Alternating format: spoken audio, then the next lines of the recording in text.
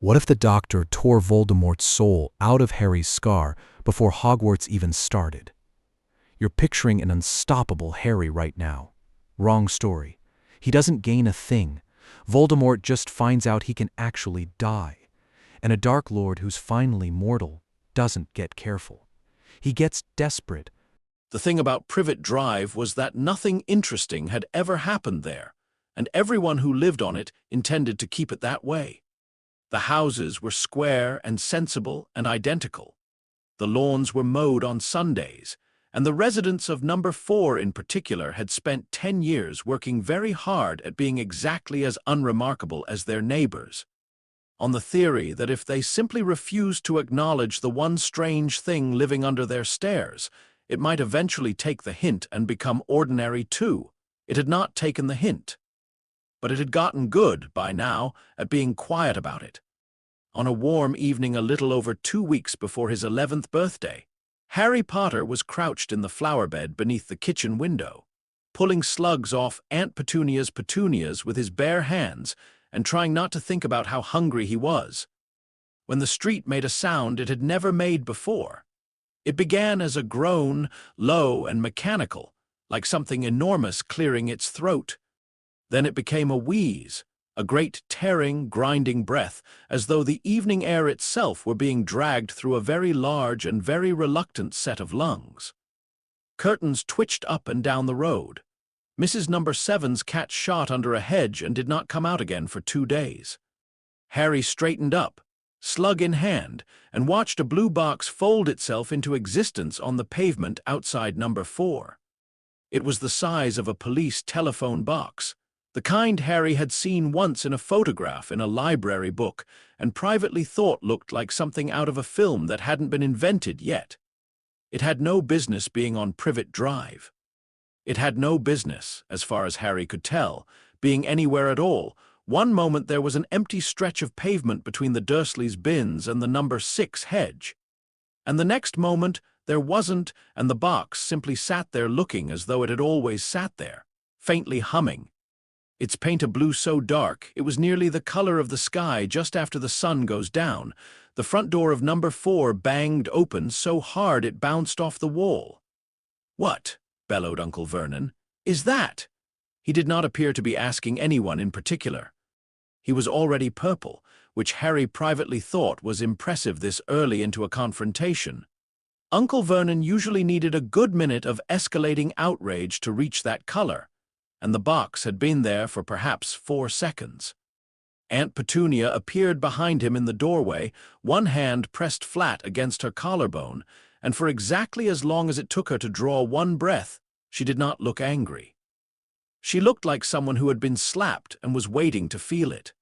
Somewhere above them, at Dudley's window, a round, pale face appeared, took in the size of the thing on the pavement, and vanished again without a word. Then the door of the blue box opened, and the moment closed back over Aunt Petunia's face like water over a dropped stone.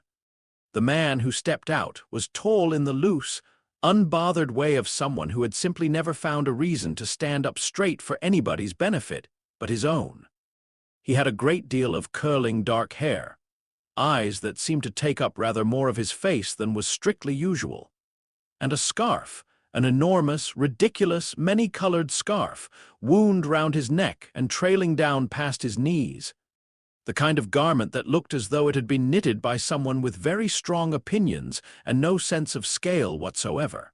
He looked at Number 4, Privet Drive, the way a man might look at a menu in a restaurant he had already decided he wasn't going to enjoy. "Ah," he said. "Yes, this'll be the one." "This is private property," said Uncle Vernon, finding his footing. He advanced 2 steps down the front path, chest first, in the manner of a man who had never once in his life needed to back that particular posture up with anything else. You cannot simply park your BOX outside a respectable family home and get out of it. "Whoever you are, I demand to know." "The doctor," said the stranger mildly, as though Vernon had asked rather than shouted. "Just the doctor. I could give you the longer version, but you wouldn't be able to pronounce most of it, and the bits you could pronounce wouldn't mean anything useful to you, so we may as well save the time." And he walked straight past him.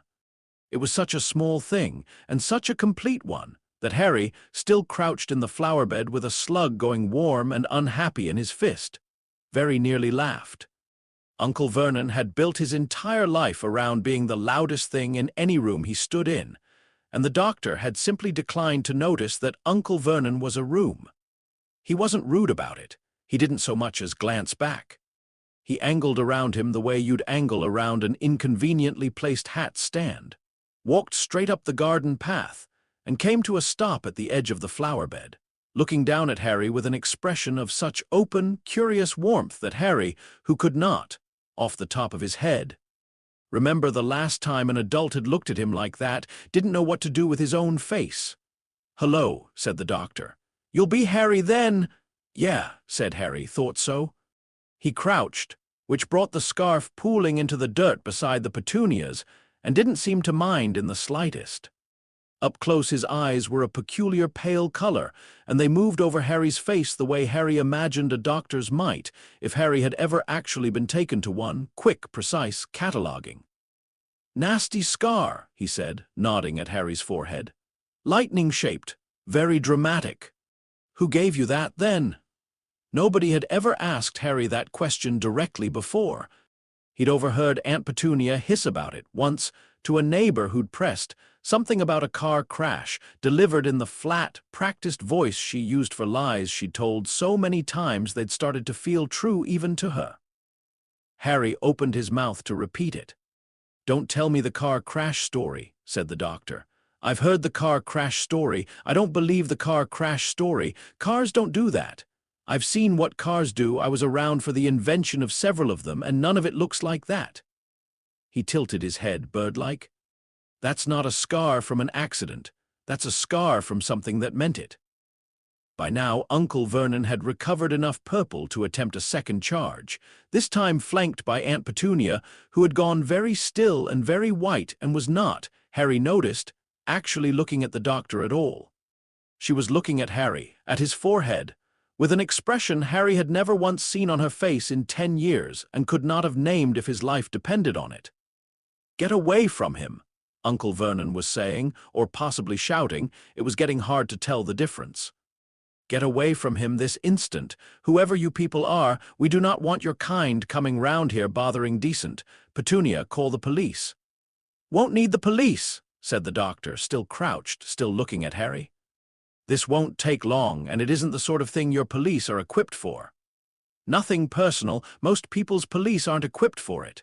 It's a very small planet when you get right down to it, and you've only just invented penicillin." He straightened in one smooth motion, scarf unspooling off the flower bed, and for the first time turned the full weight of his attention on Vernon Dursley, and something in his face changed, not louder, not angrier, just colder, the way a very calm sea is colder than a shouting one. "I'm going to need about an hour with your nephew," he said. "I'd prefer to have it with your cooperation, because that's easier for everyone, but I want to be extremely clear that I am not asking your permission. There is something inside this boy that has been quietly poisoning him for very nearly 10 years. And in about an hour, it will not be there anymore, and you are welcome to stand on this path and be outraged about the parking arrangements for the entire duration if it makes you feel better. But you are not going to stop this, and I'd rather you didn't waste both our evenings pretending otherwise." There was a silence on Privet Drive of a kind the street had never quite achieved before. Even Mrs. Number 7's cat, Harry thought distantly, was probably listening. Uncle Vernon opened his mouth, closed it, opened it again, and what came out was smaller than anything Harry had heard him say in years. "Poisoning him with what?" "Ah," said the doctor, and some of the warmth came back into his face as though Vernon had finally asked the one question worth answering. "Now that," he said, "is an excellent question, and I'm afraid the answer is going to ruin your evening rather more than the box did. He did not explain it on the front path. He explained it, partly and strangely, in the way Harry would come to understand was simply how the doctor talked, in circles that somehow always ended up exactly where they needed to be once he had steered Harry, gently, one hand not quite touching his shoulder, more suggesting a direction than pushing him in it, through the blue box's door. while Aunt Petunia stood frozen on the step behind them, and Uncle Vernon shouted something about lawsuits that nobody inside the box was listening to. The door was smaller than a normal door. The room on the other side of it was not.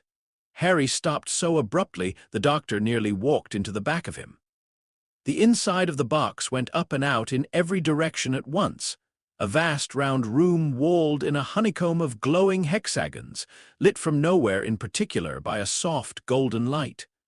In the center of it stood a console shaped like a many-sided mushroom, crowded with switches and dials and small pulsing lights, and rising up out of the middle of it was a great glass column, filled with something that moved like light moving through water. Climbing up and up into a ceiling Harry couldn't find the edge of. "It's bigger," Harry said, "on the inside," which felt like an extremely stupid thing to say about something he was currently standing inside of, but it was the only sentence his brain seemed willing to produce. "Yes," said the doctor, sounding pleased as though Harry had passed a small test. "Everybody says that. I've never worked out why everybody says that. It's not as though the outside's lying to you, it's just smaller on its outside. This is the actual size. Welcome to the TARDIS, by the way. Time and relative dimension in space, if you want the long version, though nobody who matters ever calls it that twice. Come here, sit down, this'll go easier if you're not swaying about." There was a chair, or something chair-shaped, upholstered in worn red leather, standing incongruously near the console as though it had wandered in from somewhere else entirely and simply never left. And Harry sat in it because his legs had started to feel like they belonged to someone else. The doctor crouched in front of him again and produced, from some inner fold of his enormous coat, a slim metal cylinder, a sonic screwdriver, though it would be a while yet before Harry learned to call it that, which hummed faintly when he thumbed a switch on its side. He also set down, without explanation, a small paper bag on the floor within reach. "Jelly baby," he said. "Go on, sugar helps. Don't ask me why, I've never entirely worked out why, but it does, and I'm not going to stop offering people jelly babies just because I can't prove it scientifically." Harry didn't take one. The doctor shrugged, took one himself, and pointed the humming cylinder at Harry's forehead. The change in his face was immediate, and it frightened Harry more than anything Uncle Vernon had shouted all evening. The warmth didn't leave exactly, it was more that something else arrived underneath it. Something old and focused, and, for just a moment, genuinely furious, the way a person might look after watching someone kick a dog. The device climbed to a high, keening note and then cut off abruptly, and the doctor sat back on his heels and was quiet for 3 full seconds, which Harry would come to understand was a very long time for him to be quiet about anything. "Right," he said finally. "Yes. That's exactly what the readings said it would be, and I still don't like it. I don't like it at all." "Like what?" said Harry. His voice came out smaller than he meant it to. The doctor looked at him properly then, the way he had in the flower bed, that quick, cataloging look, except this time it stayed a while. "How much do you know," he said, "about the people who killed your parents?" "Nothing," Harry said. "I didn't even know they were killed. My aunt says it was a car crash." "It wasn't a car crash." He said it gently, but he said it plainly, the way Harry would learn he said most difficult things, not softened into something easier to hold, just handed over directly with both hands as though Harry deserved to be trusted with the actual weight of it. "There was a man. Still is a man, technically, though not much of one anymore, and that's rather the problem. He did a great deal of harm to a great number of people, and 11 years ago he came to this house, to this very room you were sleeping in, to kill you, you specifically, not your parents, though he killed them too on the way, and it went wrong. For him, not for you. You survived something that should have been entirely impossible to survive, and everybody who knows the story thinks that's the miracle of it. The lightning scar, the boy who lived, all of it. That's not the miracle. Oh, it's remarkable, said the doctor. It's just not what I came about. He turned the little cylinder over in his hand once, twice, a habit Harry would come to recognize, the way some people turn a pen over while they're thinking. When a curse like that one goes wrong, badly wrong, catastrophically wrong, The kind of wrong that isn't supposed to be survivable by either end of it. The energy in it doesn't simply vanish. It has to go somewhere. And in your case, some part of what should have destroyed you got stuck instead. In you. A fragment of whatever was left of the man who tried to kill you, sitting right here. He touched, very lightly, the air an inch above Harry's scar, not quite making contact for going on 10 years. Quietly. Patiently. Growing right along with you, and nobody ever noticed because nobody was looking for it, because as far as the wizarding world is concerned, this scar is the whole story. The ending. Case closed. Off you go to school. Well done, everyone. Why didn't you come before then? Harry asked. If it's been here that long. Because it was quiet, said the doctor. For most of 10 years, that fragment sat in you the way a stone sits at the bottom of a pond there, doing its slow damage but not making enough noise to find. Magic like yours doesn't switch on all at once. It builds. The closer you get to 11, the closer you get to a wand and a proper education and a body that can actually hold what's growing in it. And as yours built, so did the noise the fragment made trying to keep pace with it. I've had half an ear on this address for longer than I'd like to admit. It only got loud enough to actually follow about a fortnight ago. Harry sat very still. Somewhere in the last minute the word wizarding had gone past him, and he hadn't even flinched, which felt, distantly, like it ought to be the strangest part of all this, and wasn't. Not by a long way. It's not the ending, the doctor went on. It's a splinter. He calls them Horcruxes, this man, vain habit of dark wizards, giving things names, as though a monster sounds less like a monster with a bit of Latin stuck to it. And what a Horcrux is, underneath all the ceremony, is a piece of a person's soul, torn off on purpose, and hidden somewhere it can survive even if the rest of them doesn't. An insurance policy against dying properly. He's made several. You are, without anyone ever asking your permission, one of them. The console room was very quiet. Somewhere above them, the great glass column pulsed once, slow, like something breathing. Is that why? Harry said, and had to stop and start again, because his voice had gone strange. Is that why I get the headaches? Above my eye sometimes, when something bad's about to happen, or when I dream about a door I've never seen.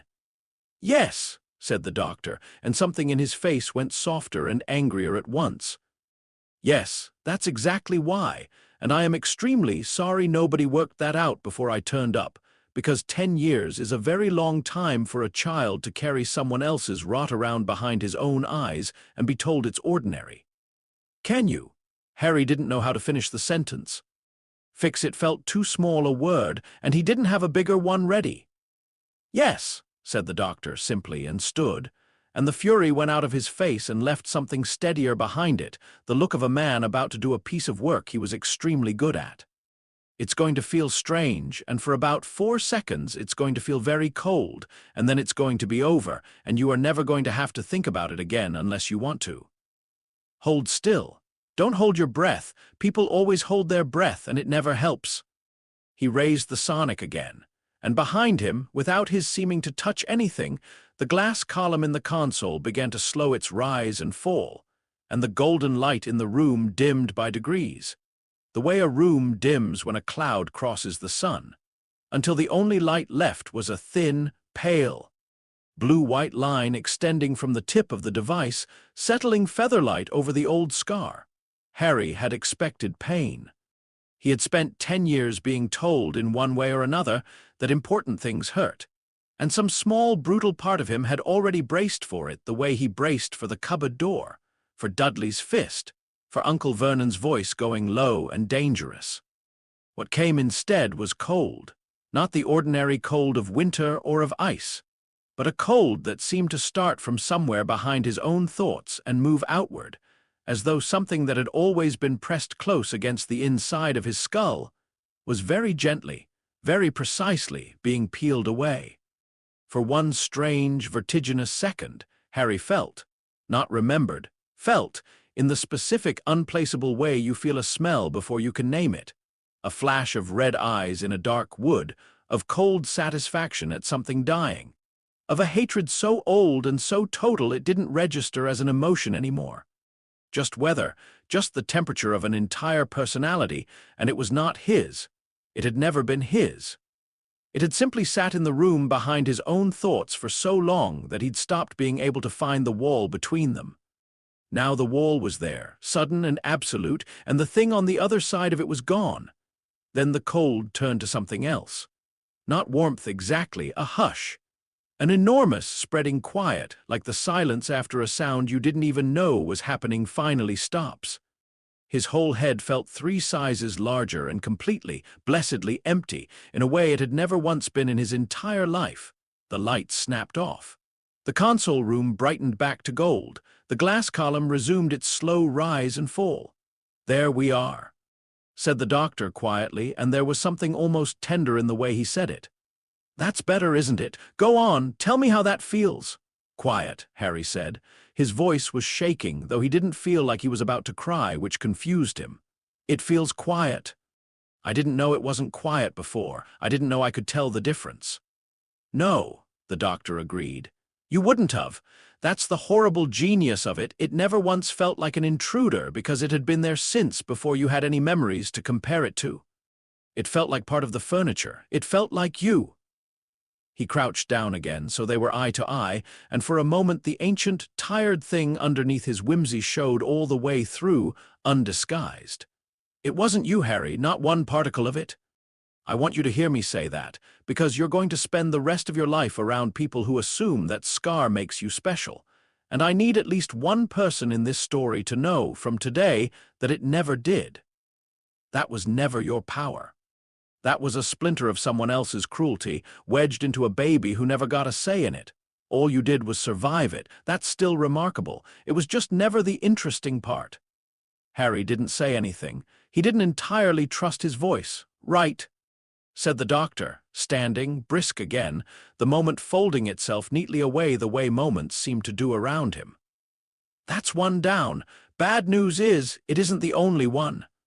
He explained the rest of it walking back out through the console doors, which opened this time not onto Privet Drive, but onto a stretch of open, wind-flattened moorland under a sky gone the particular grey-violet of early evening.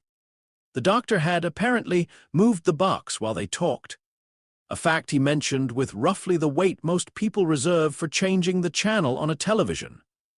"He made more than one," the doctor said, striding out ahead of Harry through heather that came up past Harry's knees.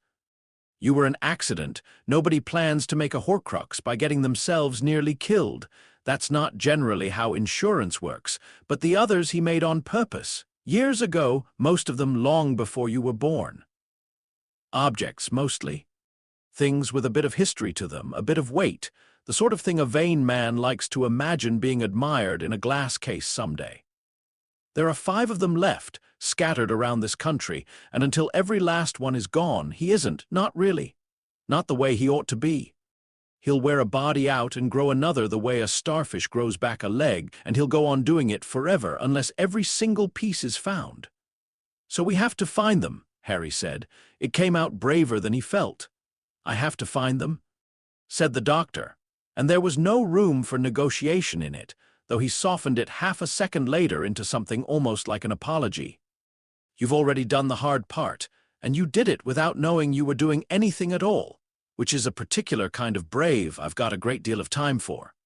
But where some of these are hidden isn't safe for an 11-year-old, and I am not in the business of trading one kind of harm for another. There is exactly one I think you should see, though, not because it's safe, but because I think you're owed the truth of where he came from, and I'd rather you heard it from a ruin than from a rumor." The heather gave way, with no obvious road leading to it, to a low stone cottage huddled into the side of a hill, its roof caved in at one corner, its single window boarded, a dead snakeskin nailed above the door like some ancient family crest gone to rot.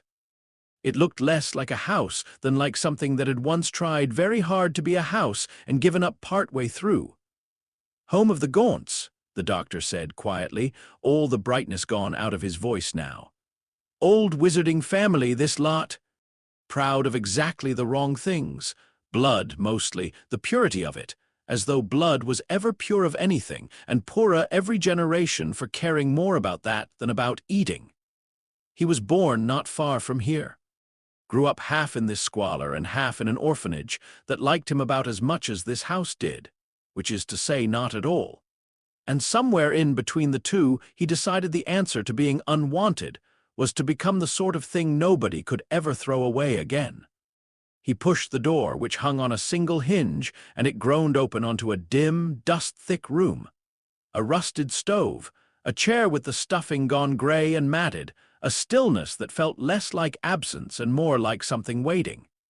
It's not an excuse.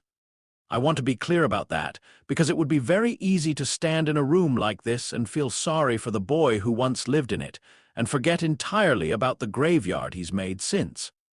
But it's the truth of him, and the truth's always worth having, even the ugly parts, especially those.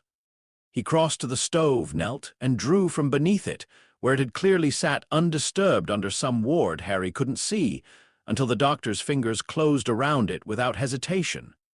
As though he'd simply stepped past a lock rather than picked one. A heavy gold ring, black-stoned. Ugly with age. This one's easy, he said, standing, turning it once in the gray light.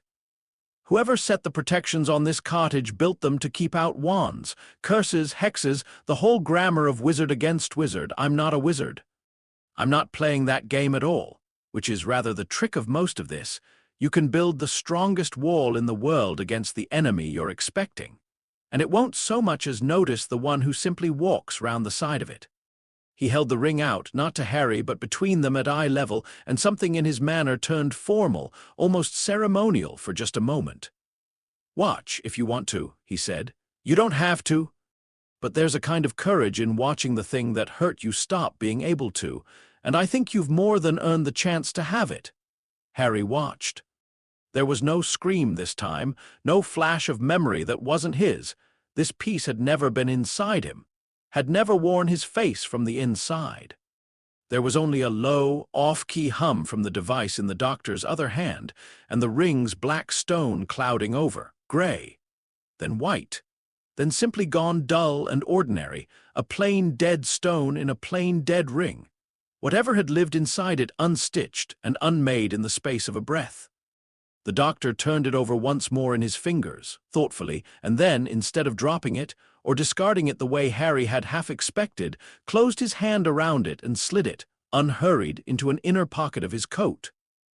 "Just the stone worth keeping an eye on," he said before Harry could ask.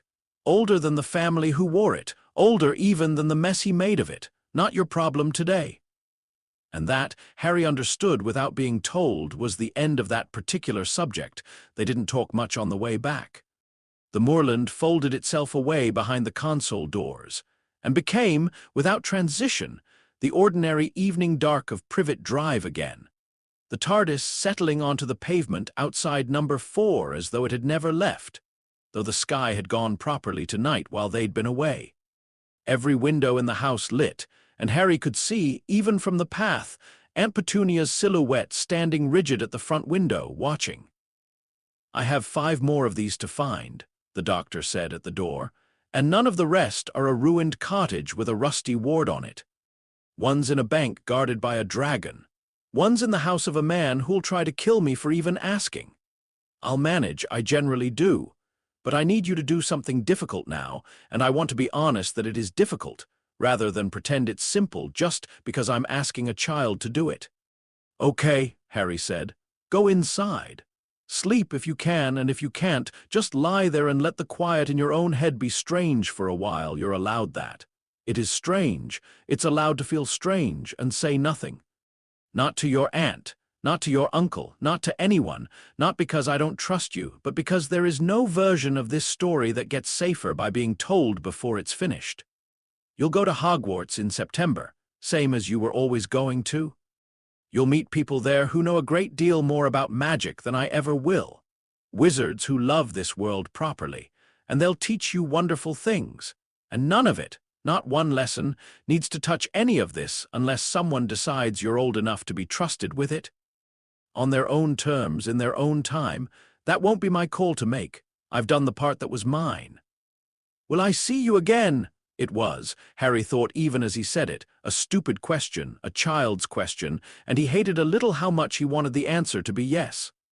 The doctor considered it a moment with what looked like real care, not the brush-off Harry had braced for. "Once more before I go," he said. "There's something I want to give you and something I want to say, and neither of them is quite ready yet. I've still got work to finish first. But yes."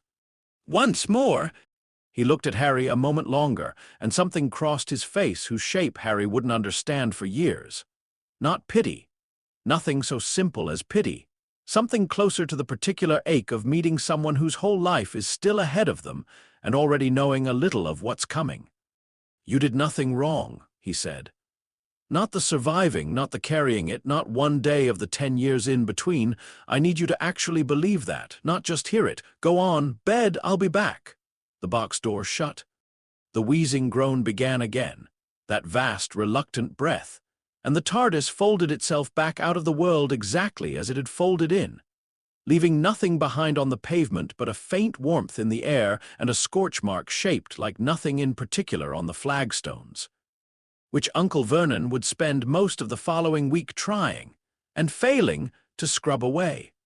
Harry stood alone on the front path of number 4, Privet Drive, in the ordinary dark, with an ordinary house full of extraordinary silence waiting behind him, and understood, with a certainty that had nothing to do with magic at all, that whatever September brought him, he was not going to arrive at it the same boy who had walked into that box an hour before.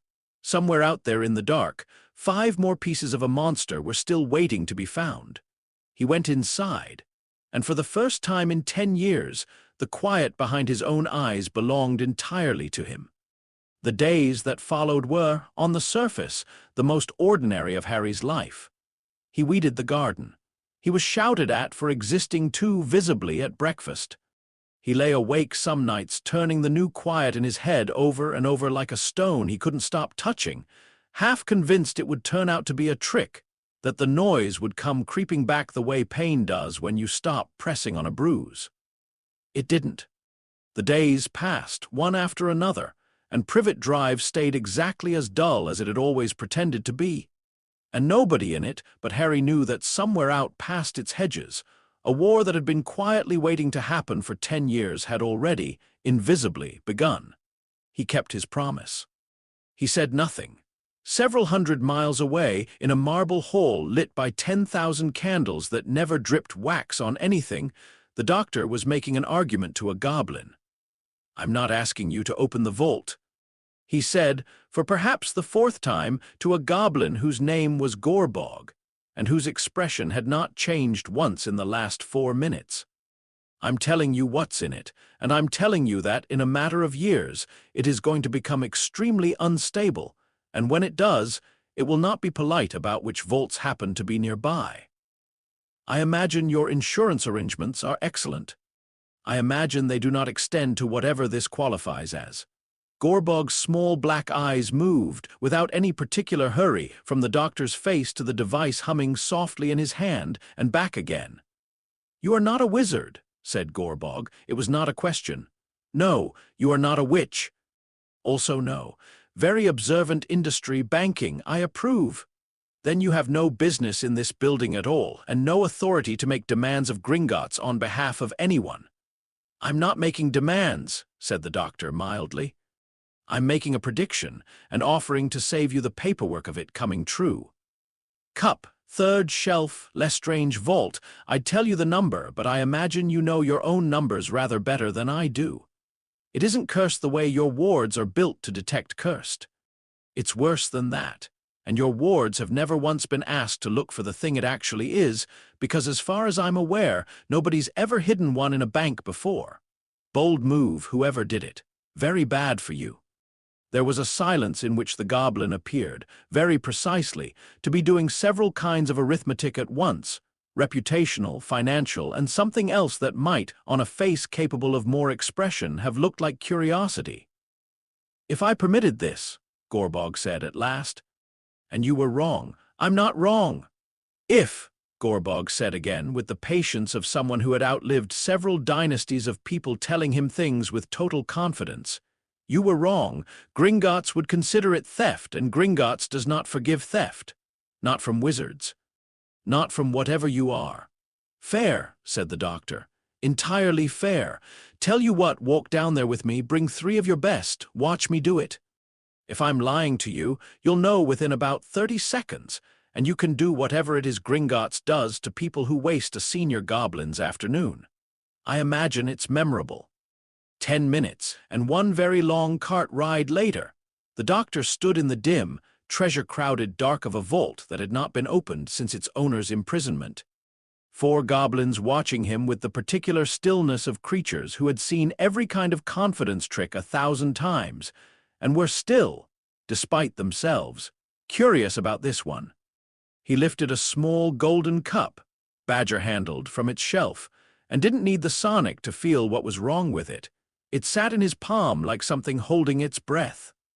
The unmaking took 4 seconds and made no sound goblins could hear, though 2 of them flinched anyway, in the specific way creatures flinch from something their instincts recognize before their minds do. When it was done, the cup was simply a cup, old, handsome, worth a great deal of money and nothing else at all. Gorbog examined it for a long moment. "You may go," he said, which the doctor understood from a goblin to be very nearly a thank you. From Gringotts, the TARDIS carried him to a very different kind of wealth. A long gravel drive, black iron gates that opened for no one who hadn't been invited. A house that had clearly decided, some generations ago, that beauty and menace were not mutually exclusive qualities in an entrance hall. Lucius Malfoy was in his study when the temperature of the room changed. He would think about that moment for a long time afterward, and never quite managed to explain it to himself in words that made sense. There had been no draft, no obvious cause, simply a sudden, bone-deep certainty that he was no longer alone, arriving a full second before he heard the voice. "Lovely peacocks," said the doctor from the doorway, where he had not been standing a moment before. "Bit much, if you don't mind me saying. Nothing wrong with a peacock. Something wrong with owning quite so many of them purely to prove you can afford the grain." Lucius was on his feet with his wand raised before the sentence finished, which he would also think about later, how quickly his hand had moved, how completely it had failed to matter. "Get out of my house." In a moment, the doctor agreed, unbothered, strolling past him toward the far wall exactly the way he'd strolled past a much angrier man on a much duller street several days and one universe of context ago. "There's a diary in here somewhere you've been keeping rather longer than is sensible. Handsome thing, black leather, belonged to a schoolboy about 50 years ago who's caused rather a lot of trouble since. I know precisely where it is, which is going to save us both sometime, so you might as well put that down. I will not warn you again. You haven't warned me once," the doctor said, and something in his tone shifted very slightly, the way weather shifts before it turns, not louder, just colder. "You've threatened me? There's a difference, and I'd start noticing it, because the last man who confused the two in front of me is currently a stone in my coat pocket, and I don't especially want the company." Whatever Lucius Malfoy heard in that sentence, it was enough.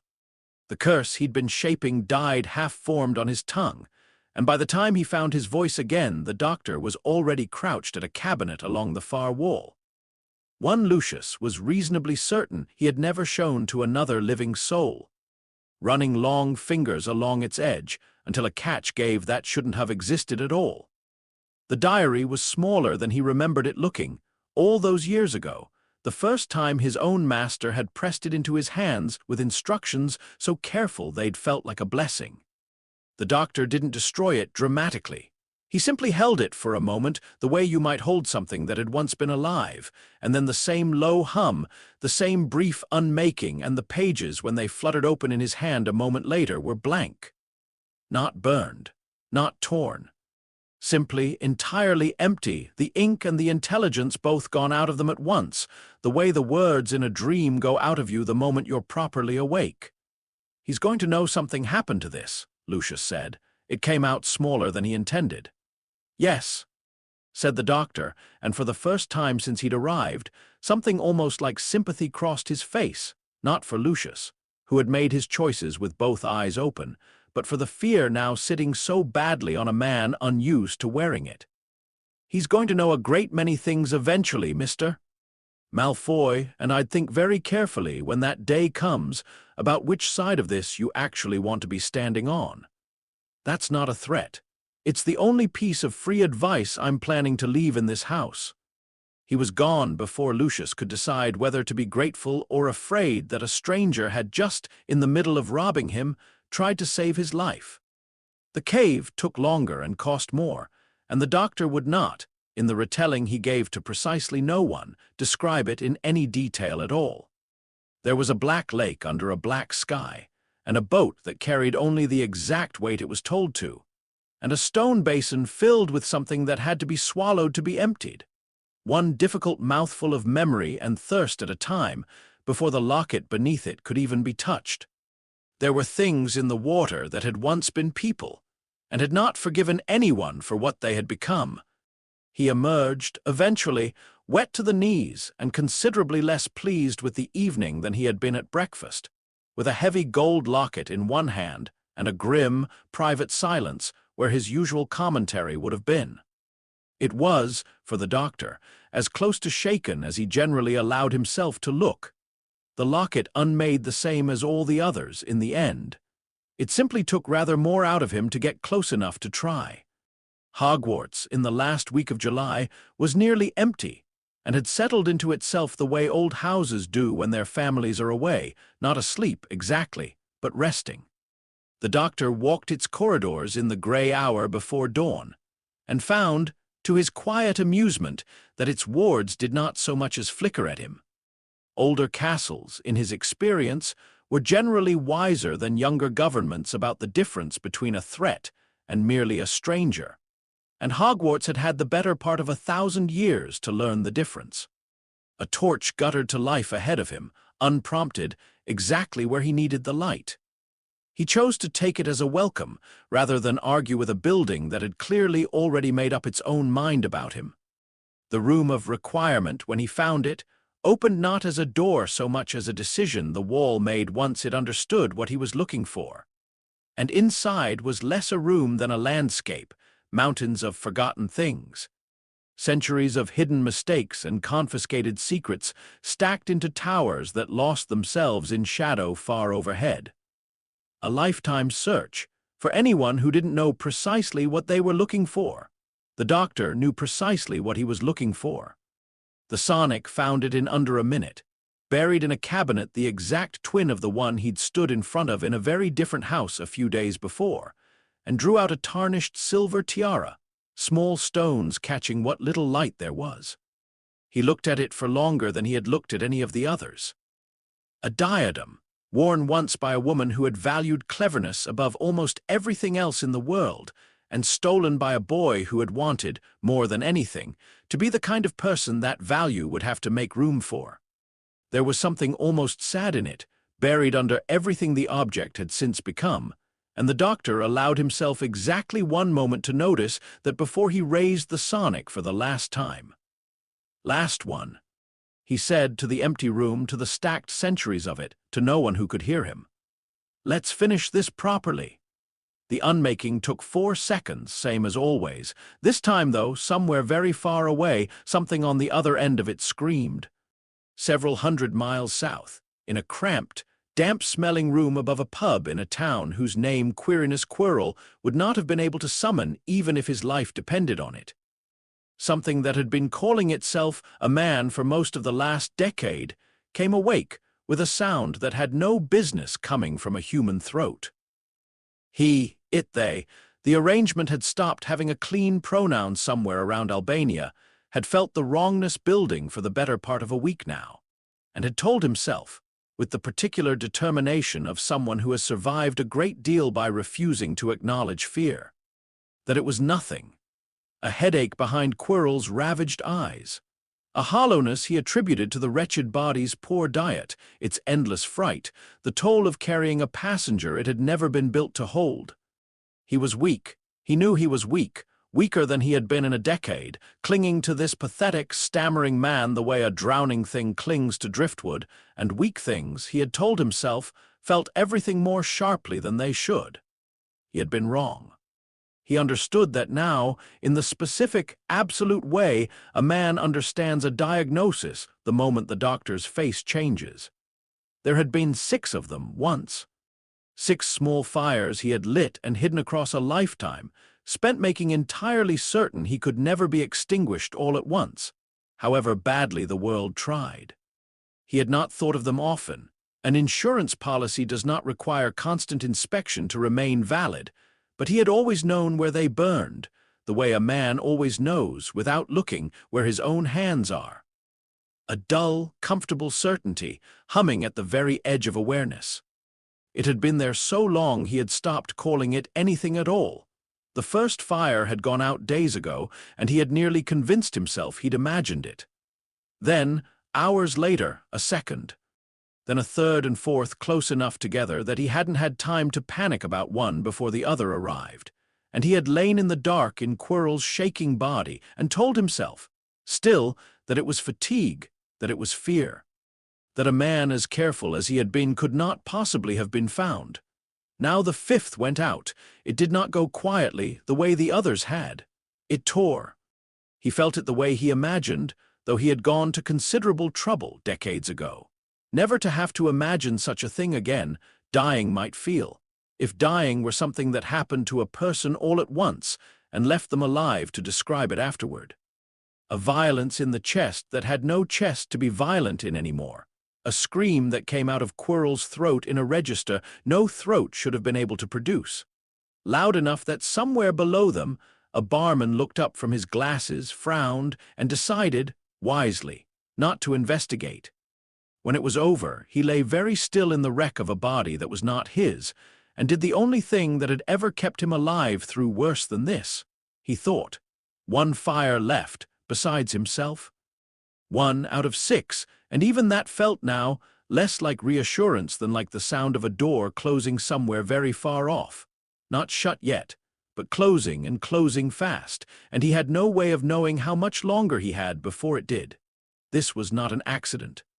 Accidents did not find 5 separate, deliberately hidden objects in the space of a week, and know precisely what each of them was for.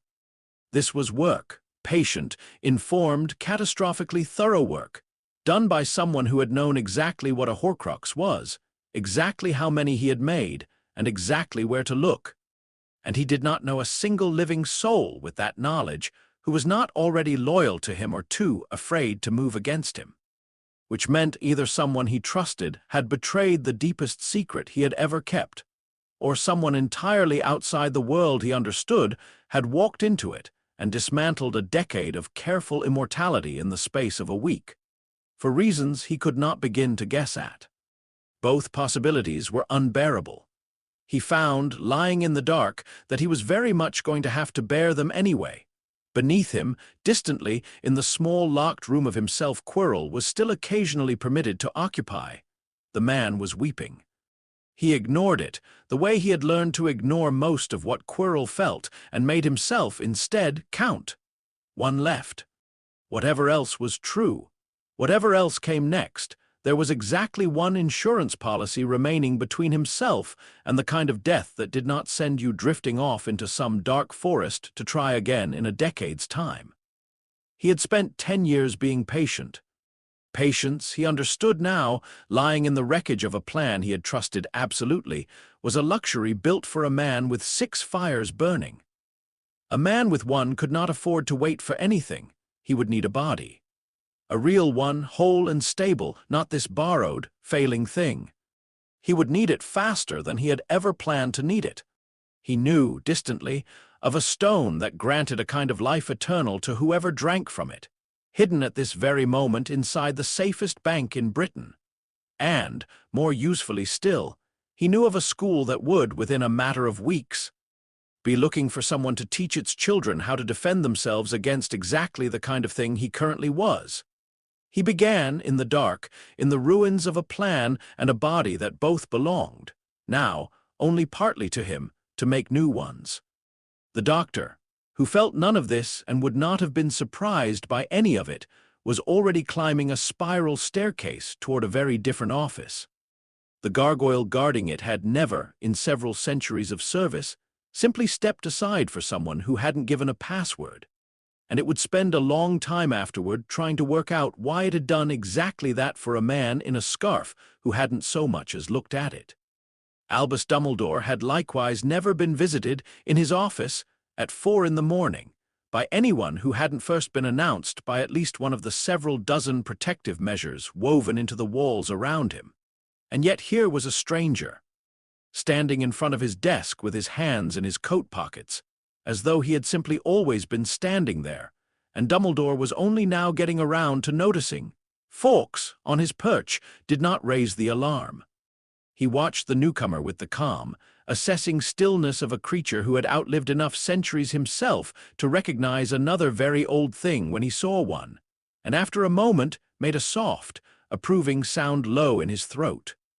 "Well," said Dumbledore, setting down his quill with the particular unhurried care of a man giving himself a few extra seconds to think. "I confess my wards have never simply let someone through before. I find I am torn between alarm and professional curiosity." "Lean toward the second one," the doctor said. "You're going to want your wits about you for what I'm about to tell you, and alarm's terribly inefficient with wits. Uses them all up worrying instead of thinking." He didn't sit, though a second chair had appeared unbidden in front of the desk the moment he'd looked as though he might want one, Dumbledore's own particular magic, quietly testing him. "You'll be Albus Dumbledore. Good, saves us both some time. I need you to listen to something extremely large, and I need you to believe it faster than is probably comfortable, because there isn't a great deal of time to spend on the comfortable version." "I generally find," said Dumbledore mildly, "that the uncomfortable version is the only one worth hearing at 4 in the morning. Who are you?" "The doctor." "Just the doctor. And before you ask, no, I'm not with the Ministry, I'm not with any wizarding institution you'd recognize, and I'm not, strictly, from anywhere your maps go. I'm going to need you to set that particular question aside for now, because it matters a great deal less than what I actually came here to say." He drew a slow breath, the first genuinely hesitant gesture Dumbledore had seen from him. Voldemort split his soul, repeatedly, deliberately. "You already suspect this, I think. I can see it in the shape of the wards you've had running quietly under this whole castle for years. The kind you only build if you're braced for someone to come back from further gone than dead usually allows. You've been right to be braced. You were only wrong about the timeline." Dumbledore's face did not change exactly, but something behind it went very still. "How many?" he said. Not a question of disbelief, a question of a man already calculating. 6 pieces, beyond the one still walking around in whatever's left of him. 5 objects, made on purpose over the better part of 30 years. I could give you an inventory, and I will in a moment, and 1 accident. 1 piece he never meant to make, that ended up somewhere he'll be furious to learn about eventually, because it means the boy he tried hardest to kill has been walking around with a fragment of him in his own head since he was 15 months old. The color did not leave Dumbledore's face so much as rearrange itself, settling into something older and grimmer than the mild curiosity he'd worn a moment before. "Harry." "Harry," the doctor agreed. "Which is the part of this conversation I'd imagine you already had theories about. Difficult theories, the kind you don't say out loud even to yourself more than you absolutely have to." Dumbledore was quiet for a long moment. When he spoke again, his voice had lost its customary warmth entirely, gone flat and careful, a man testing his footing on ice he already suspected wouldn't hold.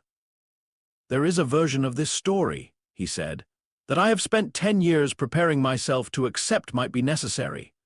A very particular ending, tied to a very particular piece of him that only resolves one way." He did not elaborate further, and the doctor did not make him. "I know," the doctor said gently, for the first time since he'd arrived. "I read your wards, Albus.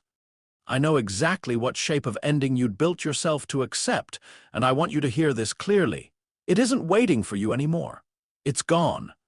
As of about 40 minutes ago, when I finished the last of the 5 objects, that piece of him is out of Harry Potter's head as completely as if it had never been there at all, and it left nothing behind. No scar magic, no borrowed power, no debt that gets called in later. He is, as of tonight, an ordinary 11-year-old boy with an extraordinary story and nothing else remarkable about him whatsoever. And I would like you to sit with how enormous a gift that actually is before you start finding new things to be afraid of on his behalf, because I promise you, you will start doing that within the next 10 seconds if I don't say this first. Dumbledore closed his eyes. When he opened them again, something in his face had shifted, not lighter, not yet, but less braced. 10 years, he said quietly, of building a plan around an ending I hated and had made my peace with anyway. You will forgive me if it takes me longer than 40 minutes to feel appropriately grateful for its disappearance. Take as long as you need. Just don't take so long you forget the actual problem, which is this. The doctor's voice sharpened, business returning. He isn't weaker. I want to be extremely clear about that because it's the single most dangerous mistake either of us could make tonight. He's lost the thing that let him lose gracefully. Every plan he's ever made assumed he could afford to be patient, because patience is cheap when you're unkillable. He isn't unkillable anymore, and somewhere out there, right now, he is working that out, and men like him do not become safer when they discover they're mortal. They become considerably less careful. You've told no one else. You're the only living soul on this planet who knows the whole of it, besides myself and Harry. And I intend to keep it that way as far as I'm able, and I'd ask you to do the same. Not because I don't trust your order, or your ministry, or whoever else you're inclined to lean on, but because the only genuine advantage either of you has right now is that he doesn't know what you know. Spend that carelessly, and you've spent the whole of it. And what would you have me tell Harry? The doctor considered this longer than he'd considered anything else in the conversation. That's not my call to make, he said finally. I've done violence to a decade of careful planning tonight, Albus, and I'm not going to compound it by telling you how to raise a child I'll see exactly one more time in my life. You know him better than I ever will, and you'll know when he's ready to carry the rest of this, or whether he ever fully needs to. I'd only ask that when you decide, you remember he's spent his whole life having decisions made about him without being asked. Give him a reason, eventually. Not just an order. Dumbledore studied him for a long moment, the scarf, the strange, ancient eyes, the enormous, careful stillness of someone who had clearly had this exact conversation, in one form or another, more times than he would ever admit to. You could stay, Dumbledore said quietly. You understand that. Whatever you are, whatever line you've drawn for yourself tonight, you could stay and help me finish what you've started. And I suspect between the two of us we could end this properly, this year, rather than however many years it might otherwise take. I could. The doctor agreed. I'm not going to, and I'd rather you understood why than simply thought me cruel for refusing. What I did tonight was surgery. A very specific, very contained kind of wrong that needed correcting, because a child was carrying another man's rot around in his own skull and hadn't been asked. That's the sort of thing I don't get to walk past. But the war the two of you are about to fight, the political shape of it, the choosing of sides, the whole slow human business of a society deciding what it's willing to tolerate, that isn't mine to finish for you. It was never going to be a kindness, a species that gets its wars won for it by someone else's hand. I've made that mistake before. I'm not going to make it again in your castle. He was already moving toward the door by the time he finished the sentence, the way he always seemed to be, as though every conversation had an expiry date only he could see. One more thing, he said, pausing with his hand on the frame. The prophecy. You've built a great deal of faith around a very old piece of wording, and I'd only offer you this, for whatever it's worth from someone who's spent considerably longer around the shape of time than you have. Prophecies are not the iron things they like to pretend to be. Most of what people call fate is just habit wearing a more impressive coat. The mechanism that prophecy was describing, the piece of him inside the boy, the two of them bound so neither could live while the other survived, that mechanism is gone. What's left of it is only the part that was never really about magic at all. I'd think carefully in the months ahead about which parts of an old prophecy you've been treating as fixed points that were only ever wet paint. And then, in the particular way of him that Dumbledore would spend a long time trying and failing to properly describe to anyone. He was simply no longer in the room. Fawkes made his low, approving sound again, and this time Albus Dumbledore found he rather agreed with him. He sat for a long time after the office had gone quiet, the candle guttering low, Fawkes settling his head back beneath one wing. 10 years. He had built the shape of an entire war around a boy's eventual death, had told himself it was mercy to let him grow up first, to let him have a childhood and friendships and the ordinary business of being young before the bill came due, and had, if he was honest with the parts of himself he rarely let speak, grieved that ending in advance more times than he could count, alone in this same chair, in the small hours when grief was easiest to be truthful about. That grief had just been rendered obsolete by a stranger in a scarf who had walked into his office without a password and left within 20 minutes. And Dumbledore found, turning it over, that he did not yet know what to do with the enormous, uncertain space where the old certainty had been. Uncertainty, he reminded himself, was not the same as danger. He had simply forgotten, over 10 years of grim and careful planning, what it felt like to have a future for that boy that wasn't already written. It felt, he decided, rather like being handed back something he had quietly stopped allowing himself to want. He would have to be careful with it. He would have to be careful with all of it, the secrecy, the timing, the boy himself, who deserved better than to be handed a second impossible burden the moment the first one lifted. But for tonight, in the quiet, he allowed himself the smallest indulgence of simply sitting with the relief, before duty came, as it always did, to collect it back from him. Somewhere out past the castle walls, he thought, a war had just changed its terms without asking anyone's permission. He had a great deal of work to do before September, and for once in a very long while, none of it involved planning a child's death. He picked his quill back up and began, in the last hour before dawn, to write. The TARDIS found Privet Drive again a little before 6 the following evening, materializing in precisely the spot it had occupied before, as though the intervening days, the bank, the manor, the black water, the castle, the headmaster's tower, had simply been a held breath the street itself hadn't noticed passing. Harry was in the garden when the sound started. He didn't go and fetch his aunt or uncle this time. He simply stood up out of the flower bed, wiped his hands on his shorts, and waited. The doctor looked, when he stepped out, like a man who had done a great deal in a very short time, not tired exactly. The doctor didn't seem to tire the way ordinary people did, but weathered somehow, the scarf a little more crumpled, something in his eyes that hadn't been there before. "All 6. He said, without preamble. The way Harry was starting to understand was simply how he delivered the things that mattered most. Every last piece of him that wasn't standing on 2 legs and calling itself a man. "It's done, Harry, properly done." Harry found, to his own surprise, that he didn't know what to say to that. He had spent days rehearsing questions and found, now that the answer had actually arrived, that most of them didn't matter anymore. "Does he know?" he asked instead. "That it's gone. Some of it, I'd imagine. Not the how, not the who, but yes. A man like that keeps close count of his own insurance policies. He'll have felt every single one of them go, and he'll be considerably more dangerous for the feeling, not less, which is the part I need you to actually hold on to, rather than just hear and set down." The doctor crouched, the way he had that first evening, bringing them level. "I told Dumbledore everything. He knows what you are now, which is to say, an ordinary boy, nothing more, nothing less, exactly as it should have been from the start. He'll decide, in his own time, how much of the rest of it you're ready to carry.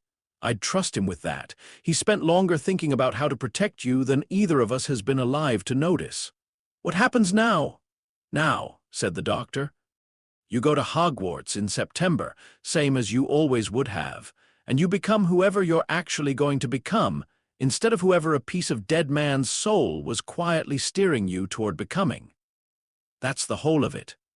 That's the entire gift when you get right down to it. Not power, not safety, not even really the war being over, because it isn't, not yet. Just a choice. An actual, unclaimed, entirely yours choice about what kind of person you're going to spend your life being, which is a thing you have never once had before today, and which most people never stop to notice they've always had. He reached into his coat and drew out, not the Sonic, not anything sharp-edged or clever, a small, battered tin, dented at one corner, the kind that might once have held travel sweets, half full of small, sugar-crusted shapes in faded colors. "Jelly baby," he said, holding it out. "You said no the first time. I'd like you to say yes this time, not because it matters, but because I think it might be nice for at least one thing that happens to you today to matter for no reason at all, except that somebody wanted to give it to you." Harry took one. It tasted like nothing in particular, cheap sugar, slightly stale, and it was, without question, the best thing anyone had ever given him. "Keep the tin," the doctor said, when Harry made to hand it back. "Not because it's magic, it isn't. It won't save your life, it won't answer a question. It will not, no matter how hard you shake it, produce a single useful piece of advice at 3 in the morning when you need one. It's just a tin of sweets a stranger gave you because he liked you, which I understand is a smaller thing than everything else that's happened this week.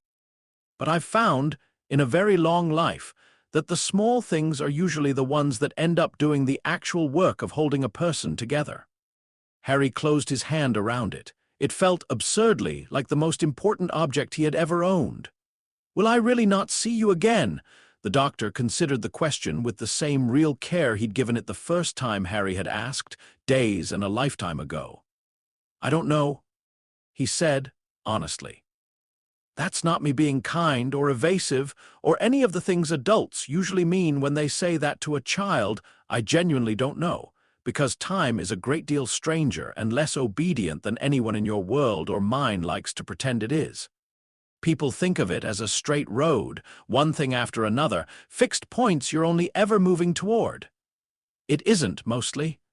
Most of it's still wet paint, Harry, soft and changeable, and far more of it depends on what you do next than anyone will ever tell you while you're young enough to still believe them. There are a very few true fixed points in this universe, moments that cannot be moved no matter who tries, and I promise you, from a great deal of hard experience, that almost nothing in your actual life is going to turn out to be one of them. Not even the things people insist are prophecy. Not even the things you're afraid are your fate. Wet paint, nearly all of it. You get to decide what picture it dries into." He straightened, the moment folding away the way it always did, and for just a second something almost boyish crossed his ancient, alien face. "You did something remarkable today," he said. "Not the surviving, you did that 10 years ago, and you didn't even get to choose it. Today, you chose to trust a stranger with the worst thing that had ever happened to you, on nothing but the fact that he seemed to mean it when he said he wanted to help. That's not nothing, Harry. That's not nothing at all." He was through the TARDIS door before Harry could find an answer worth giving, and the wheezing groan started up once more, and the blue box folded itself back out of the evening exactly as it had folded in days before. Except this time there was no promise trailing after it, no once more. "Before I go," just the ordinary dusk settling back over Privet Drive as though nothing at all had happened there. Harry stood on the path with a tin of jelly babies in one hand and an empty, quiet place in his head where a stranger's cruelty used to live, and understood, without any drama at all, that he had just said goodbye to the only person who had ever asked nothing of him at all, except that he survive. He went inside. Dinner, from the sound of the shouting already starting up in the kitchen, was going to be exactly as ordinary and exactly as miserable as it always was. For the first time in his life, Harry found that he didn't entirely mind. Ordinary, it turned out, was something you could only properly appreciate once you knew it wasn't the only thing you'd been given. The letters began on a Tuesday, which struck Harry, even at the time, as a remarkably ordinary day for the impossible to start happening twice in the same summer. The first one came addressed in green ink to Mr. H. Potter. "The cupboard under the stairs, number 4, Privet Drive." an address so precisely, impossibly correct that Uncle Vernon snatched it out of Harry's hands before he'd gotten past the first line and went the color of a bruised plum. By the following morning, there were 2. By Thursday, there were a dozen, arriving through the letterbox, under the door, down the chimney, folded into the milk bottles, until Uncle Vernon, sweating, wild-eyed, nailing planks across the mail slot with the grim determination of a man defending a castle, finally packed the family into the car in the middle of the night and drove them to a freezing, rain-lashed shack on a rock in the middle of the sea, apparently under the impression that whoever was writing to his nephew did not own a boat. Harry found, watching all this unfold from somewhere just slightly outside himself, that he wasn't frightened by it the way he suspected he might once have been. He'd had a very large, very strange thing already happen to him this summer and had come out the other side of it quiet and whole and entirely his own. A flood of letters felt, by comparison, like something he could simply wait out. He was right, though not in the way he expected. At the stroke of midnight on his 11th birthday, something enormous hit the door of the shack hard enough to knock it clean off its hinges, and a man stepped through the wreckage who was, by any reasonable measure, more legend than person. Twice the height of Uncle Vernon and 3 times the width, a wild black beard that ate most of his face, and an expression, when his eyes finally landed on Harry, of such open, delighted warmth that Harry's first thought was that he had never once in his life seen an adult look that pleased simply to have found him. "Harry Potter," the man said, and something in his enormous voice cracked, just slightly around the edges. "Last time I saw you, you was only a baby. Ye look a lot like your dad, but ye have got your mum's eyes." Uncle Vernon, brandishing a rifle he had produced from somewhere with more confidence than the situation warranted, was relieved of it a moment later with a single, almost gentle twist of enormous fingers. The barrel bent into a loose, not as though it were made of licorice. "Ah, shut up, Dursley, ye great prune," the man said, not unkindly, and turned back to Harry with the rifle already forgotten. "I'm Hagrid, Keeper o' Keys and Grounds at Hogwarts. Ye'll know all about Hogwarts, o' course." "Sorry, no," said Harry. Hagrid's face did something complicated, outrage, and then, almost immediately, a much softer thing underneath it, as he turned very slowly to look at Vernon and Petunia with an expression that suggested he was recalculating, in real time, exactly how angry he was entitled to be. He recovered fast, the way Harry was coming to notice a certain kind of person always did, the kind who decided joy was worth insisting on even in a cold, cramped shack in the middle of a storm.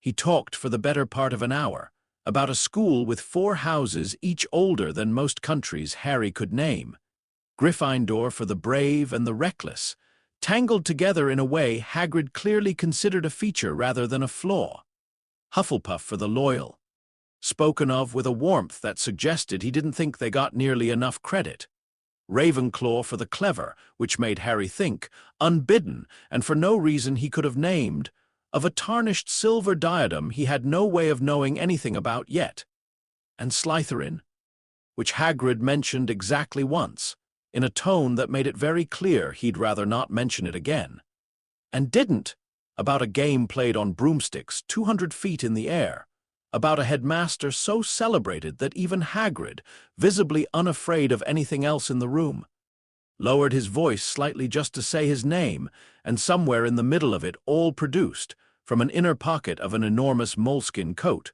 a slightly squashed pink box containing an equally squashed chocolate cake. "Happy birthday," Harry piped across the top in careful green icing, and pressed it into Harry's hands as though it were the most natural gift in the world to give a stranger. It was, Harry realized, only the second time in his entire life that anyone had given him something simply because they wanted him to have it. He did not mention the first time. He had promised, after all, to say nothing, and he intended to keep that promise even here, in a room full of wonder, with a giant of a man wiping his eyes on his sleeve over a boy he'd apparently been waiting a decade to properly meet. Hagrid paused, midway through a description of a sport called Quidditch that seemed to involve rather more broken bones than Harry felt was strictly necessary, and looked at him for a moment longer than the sentence required. A small frown creasing between his eyebrows, there and gone. The particular look of a man who has noticed one wrong note in a familiar song and can't for the life of him place which one. "Ye all right?" he asked. "Ye seem, I dunno, steadier than I expected for a kid who's just found out the world's about 8 times bigger than he thought it was yesterday." "I'm all right," Harry said, and found, a little to his own surprise, that it was true. Hagrid studied him a moment longer, shrugged in the manner of a man who had learned to let mysteries go rather than chase every one of them down, and returned, with evident relief, to the considerably less complicated subject of which House Harry might end up sorted into, and why it had better not be a certain one starting with S. They left the island the next morning in a boat. Hagrid did something quiet and complicated too, with a pink umbrella that Harry strongly suspected wasn't meant for weather at all. And by mid-morning, were standing on an ordinary London street outside a small, grubby, entirely unremarkable pub wedged between a bookshop and a record store, the kind of building people walked past without ever quite seeing, right up until Hagrid ducked through its door and the whole room turned to look. Strangers shook Harry's hand. A trembling man in a purple turban introduced himself in a stammer so severe Harry caught perhaps one word in 3, flinched at his own handshake as though it had cost him something, and retreated to a corner table without ever once meeting Harry's eyes directly. "Poor bloke," Hagrid said, not unkindly, steering Harry on toward the back courtyard. "Professor Quirrell. New defense against the dark arts teacher, startin' this year. Good mind on him, they say, but he's never been the same since some trip abroad. Nerves in shreds. Common enough, mind, in that line o' work." Harry glanced back once, and found the man in the turban already watching him, or seeming to, in the brief instant before he looked hurriedly away, with an expression Harry couldn't place and didn't much like the shape of, before Hagrid's enormous hand on his shoulder turned him back toward the courtyard, and the ordinary business of tapping the correct brick. Then the wall folded itself open, brick by brick, into an archway, and Diagon Alley spilled out in front of him. A crooked, cobbled street crowded with more magic than Harry had known how to imagine even after everything the last few weeks had shown him. Cauldrons stacked in gleaming towers outside one window. Owls hooting and ruffling in cages outside another. Robes of every color drifting past on hangers with nobody visibly wearing them. A window display of racing brooms drawing a crowd of small boys with their noses pressed flat against the glass. And somewhere above it all, the smell of parchment and roasting chestnuts and something sweetly, indefinably magical that Harry never did manage to properly name. He had thought, walking in, that he'd used up his capacity for wonder already this summer. He discovered, standing at the mouth of that street, that wonder was rather less finite a resource than he'd assumed. "Gringotts first?" Hagrid said, nodding toward a snowy white building that towered over every shop around it, hewn from marble and leaning very slightly, Harry thought, as though daring anyone to comment on it. "Wizard and Bank. Nothin' safer, not in the whole world, less you fancy tackin' on a dragon or two." The goblin at the long marble counter who took Harry's key barely glanced up before summoning a second to escort them down. And the second goblin, small, sharp-featured, entirely uninterested in conversation, walked them briskly toward the cart tracks with the air of a creature who had done this exact errand several thousand times too many to find it interesting anymore. Harry, catching sight of a name plate on a distant office door as they passed, Gorbog, senior vault keeper, thought nothing of it whatsoever, having no way of knowing that the goblin behind that door had, some days earlier, watched a stranger unmake something ancient and evil in the time it took to blink, and had not yet fully stopped thinking about it. The cart ride was, without question, the most frightening and the most wonderful thing that had happened to Harry all week. A plunging, twisting rattle through torchlit tunnels deep under London, air rushing past so fast his eyes streamed, and when it finally stopped outside a small vault door, and the door creaked open on a modest mound of gold and silver and bronze coin. Harry understood, all at once and with a lump rising unexpectedly in his throat, that this was his. His parents had left him this. It was the first thing he had ever owned that had come to him because someone who loved him had planned for a future he might need it in, rather than because nobody could be bothered to throw it away. He didn't say any of that out loud. Hagrid was already scooping coins into a bag and explaining the exchange rate between galleons and sickles and nuts with the enthusiasm of a man who found the whole subject endlessly delightful. And Harry let himself be carried along by it, grateful for once, not to have to explain what he was feeling to anyone at all. He pocketed a single nut before they left, small and worthless and entirely his, and didn't examine too closely why it mattered to him to keep it separate from the rest. The rest of the morning passed in a blur Harry would, in later years, struggle to remember in any order at all. A cauldron, pewter, standard size. At flourish and blots, Hagrid let him loose among the shelves for a quarter of an hour while he went to see about ink, and Harry stood in the middle of towering stacks of spellbooks with the giddy, disbelieving sense of someone who has wandered into a dream he isn't ready to wake up from. Books that shrieked when opened, books bound in something that definitely wasn't leather, a whole case devoted to a subject called divination that an assistant warned him, not unkindly, to avoid until at least his third year. He bought his required texts, and on a small, private impulse he didn't examine too closely. A slim history of Hogwarts that he intended to read cover to cover before September, on the theory that if he was about to be handed an entirely new life, he would at least like to arrive at it having done some of the reading.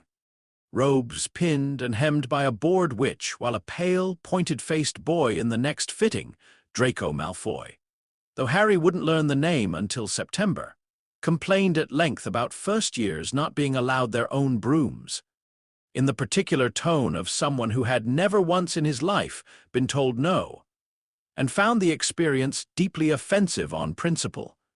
A snowy owl in the window of a shop full of feathers and soft, sleepy hooting, who fixed Harry with a pair of enormous amber eyes the moment he stepped inside and did not look away again until he'd bought her, at which point Harry, flipping through a battered history book while Hagrid haggled over the price of mice, settled on Hedwig and felt, watching her test the name with a small, approving click of her beak, that he'd gotten it right. At last only one shop remained on Hagrid's list, tucked into a narrow, peeling storefront with a single word above the door in flaking gold paint. Ollivander's. Mr. Ollivander turned out to be an old man with wide, pale, faintly unsettling eyes that seemed to measure Harry from the doorway before either of them had said a word, and a manner so precise and unhurried that Harry found himself standing very straight without quite deciding to. "Mr. Potter," he said in a voice like something being unwrapped from tissue paper. "I wondered when I'd be seeing you. It seems only yesterday your mother was in here herself, buying her first wand. Willow, 10¼ inches, swishy, nice wand for charm work, that one." He drifted closer, a tape measure unspooling itself without his touching it. "Your father, on the other hand, favored mahogany, pliable, a little more suited to transfiguration." "Well, not your father, precisely. It's really the wand that chooses the wizard, of course." "That's not been well understood, outside these walls." What followed was a long, increasingly chaotic parade of wands, each pressed into Harry's hand for a moment before being snatched back with a small, disapproving shake of Ollivander's head. A table lamp shattered.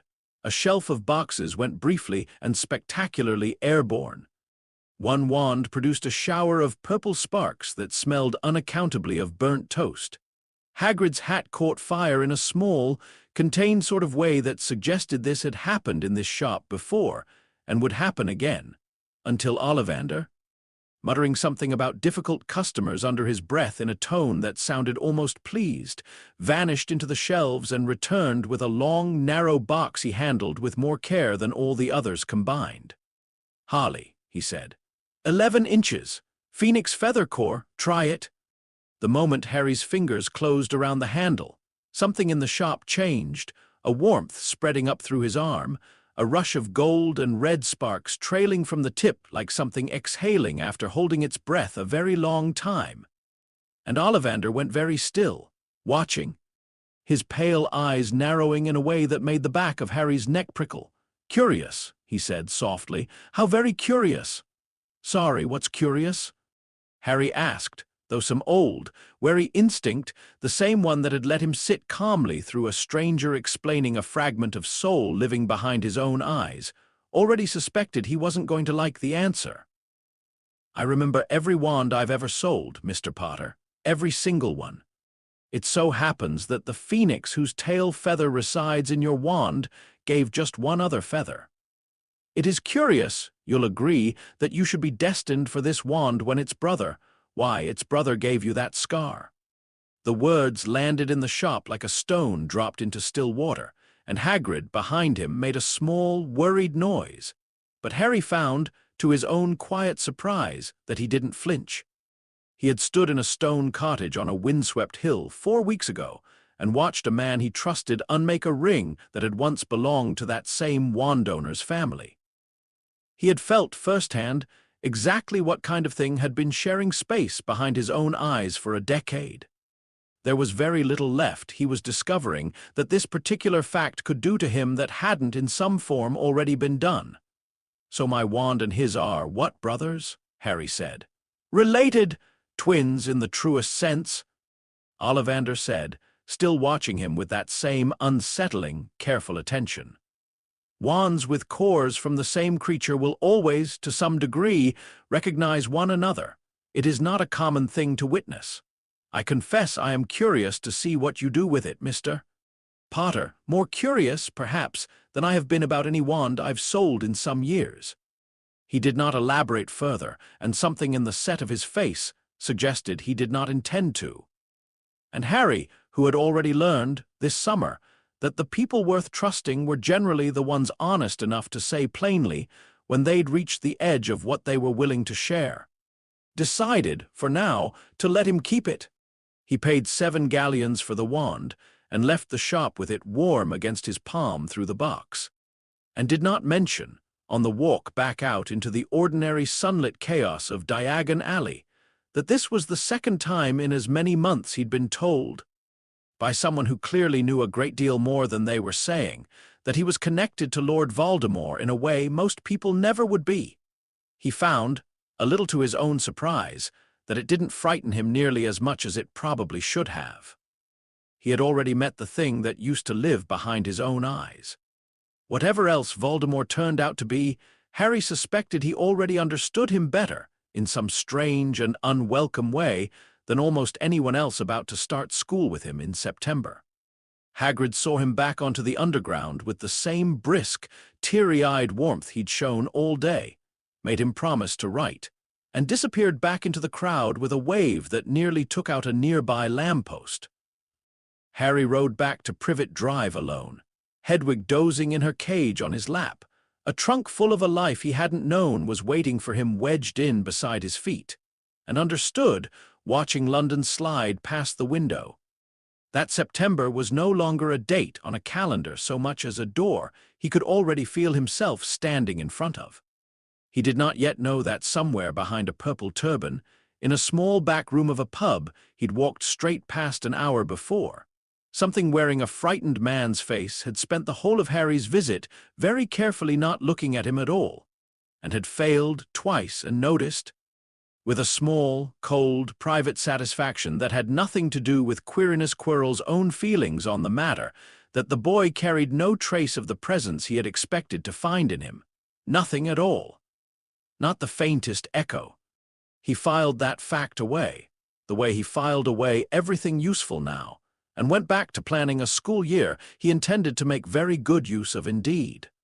The month between Diagon Alley and the 1st of September passed the way waiting always did when the thing on the other end of it was enormous enough to make everything else feel slightly beside the point.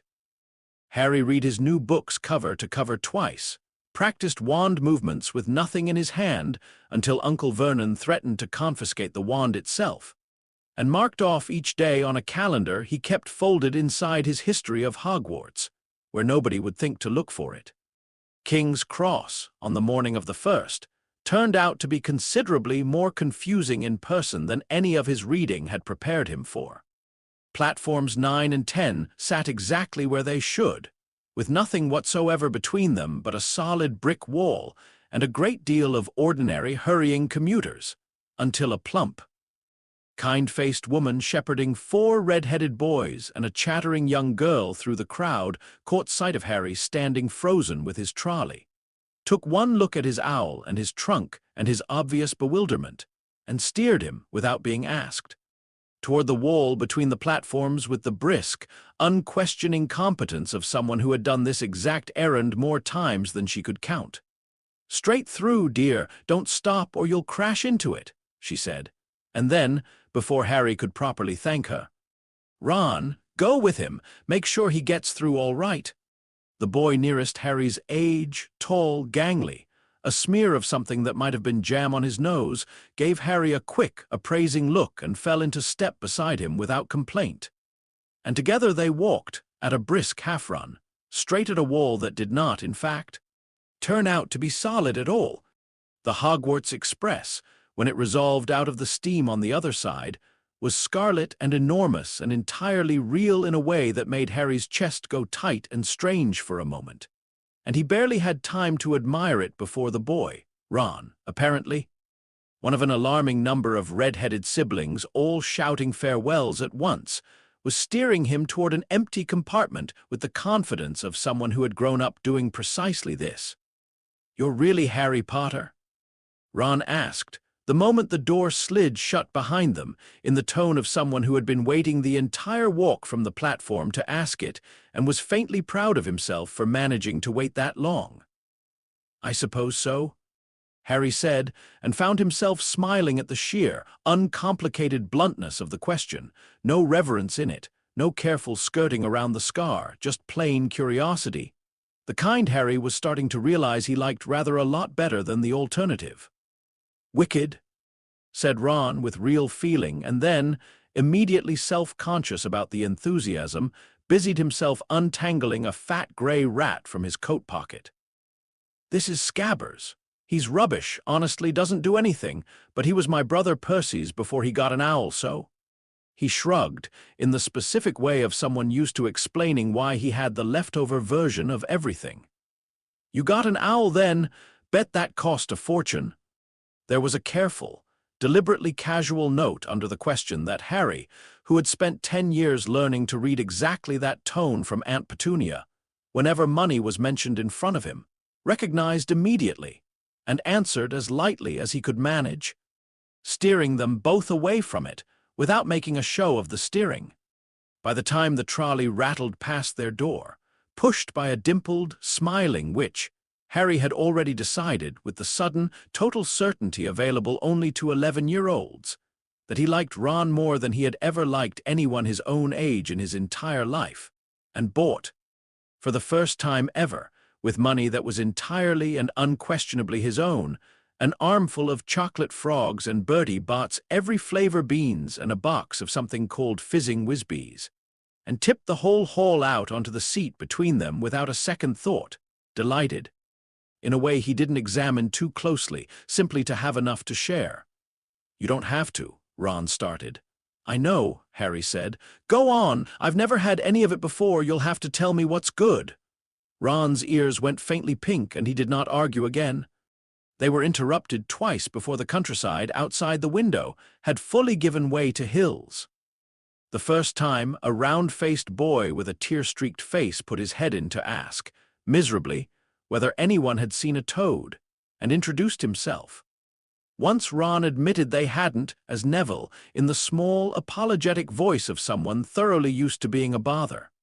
He was followed a few minutes later by a bushy-haired girl already dressed in her school robes, who introduced herself as Hermione Granger in the brisk, slightly overloud tone of someone determined not to let anyone notice how nervous she was, informed them with some authority that she'd already read every book on their list at least twice, glanced at Harry's forehead with poorly disguised interest, and swept back out again in search of the missing toad with the air of someone who considered the matter now personally her responsibility. "Blimey," said Ron, once the door had slid shut behind her. The second visitor came without knocking at all, a pale, sharp-featured boy Harry recognized, after a moment, from the robe shop, flanked by two much larger boys who looked as though they'd been selected for size rather than any other particular quality. "Heard Harry Potter was in this compartment," the boy said, looking Harry over with the frank, assessing attention of someone pricing a horse. "I'm Malfoy, Draco Malfoy." He glanced, briefly and with obvious distaste, at Ron. "You'll find some families are better than others to be seen with Potter. I could help you avoid making the wrong sort of friends." Harry, who had spent the last hour discovering exactly how easy Ron was to like and exactly how little effort it took, found the offer landing somewhere between insulting and simply uninteresting. "I think I can work out who my friends are on my own," he said, pleasantly enough, and watched something flicker and harden behind Draco Malfoy's pale eyes. Not quite anger. Something colder and more calculating than that, filed away rather than spent, before the boy inclined his head in a small, precise nod that felt less like a retreat than a note being made for later, and left without another word. "Malfoys," Ron muttered, once the door had shut. "My dad says the whole family went running to the ministry the second you know who lost power, swore they'd been forced into everything, imperious curse and all that. Load of rubbish, most people reckon." Harry, who had stood in a house that belonged to that exact family only a few weeks before he'd ever heard the name Malfoy, and who knew rather more than he was able to say about precisely how far the Malfoys' loyalties actually ran, said nothing at all, and found that saying nothing had become, over the course of one strange summer, a skill he was getting uncomfortably good at. The castle, when it finally rose up out of the dark on the other side of the lake, stopped every conversation in the fleet of little boats at once. Turrets and towers catching the last violet light of evening, windows glowing gold across the water. The whole enormous shape of it looking less like a building than like something that had simply always been there, waiting, patient as a mountain, for exactly this moment to be seen properly for the first time. Harry crammed into a boat with Ron and Hermione and a still-damp Neville, who had recovered his toad somewhere along the platform and looked considerably happier for it, found that even everything the doctor had shown him that summer hadn't quite prepared him for the specific physical ache of seeing Hogwarts for the first time. Some wonders he was discovering simply couldn't be explained in advance. They had to be arrived at. A stern-faced witch in emerald robes met them at the top of a wide stone staircase, introduced herself as Professor McGonagall, delivered a brief, crisp speech about house points and good behavior that had every first year standing up slightly straighter by the end of it, and led them, at last, through a pair of enormous doors into the great hall. Harry would spend years trying to describe that first sight of it properly and never quite manage it to his own satisfaction. The 4 long tables crowded with students in their color-banded robes, the ceiling overhead showing nothing but open, star-strewn sky where a ceiling had absolutely no business being, hundreds of floating candles casting warm light over everyone's upturned, curious faces, more than a few of which, Harry couldn't help noticing, were turned specifically toward him. A frayed, ancient, extremely opinionated hat, once it had finished singing a song about house unity that Harry only caught about half of over the general nervous murmuring of the first years around him, was placed in turn on each new head. And one by one the crowd of nervous 11-year-olds thinned as names were called. Hermione Granger. After a pause, the hat seemed to spend arguing quite vigorously with itself, sorted to Gryffindor with a look of fierce, startled relief on her face. Ron Weasley, when his own turn came, sat down looking faintly ill, and Harry, watching from the thinning crowd of not-yet-sorted first years, understood with a small pang of sympathy exactly what was worrying him. 5 brothers ahead of him, every one of them already sorted Gryffindor or loudly expected to be, and nowhere at all to hide if he somehow ended up anywhere else. The hat took its time with him, longer than it had with almost anyone before finally calling Gryffindor to a roar of relief from the table that Harry suspected had rather more to do with Ron's own relief than the house's enthusiasm. And Ron half collapsed into the seat beside his brothers, with the boneless gratitude of someone who'd been holding his breath for several minutes, without quite realizing it. Draco Malfoy soared to Slytherin before the hat had properly finished settling on his head, to a round of enthusiastic applause from a table that all seemed to already know his name, until at last the list narrowed down to a name Harry had known was coming and had still somehow failed to properly brace for. Potter Harry? The whispering that rippled through the hall at his name was, by now, an old and familiar sound, and Harry walked toward the stool through it with a steadiness that surprised even himself, sat, and felt the hat settle down over his eyes into a soft, musty darkness. "Well now," said a small, dry voice directly inside his own skull in a way that would have been considerably more alarming a few months earlier than it currently was. "Difficult. Very difficult indeed. No, not difficult at all, actually. How strange. I was told to expect a great deal more resistance in here than this. Resistance to what?" Harry thought back before he could stop himself.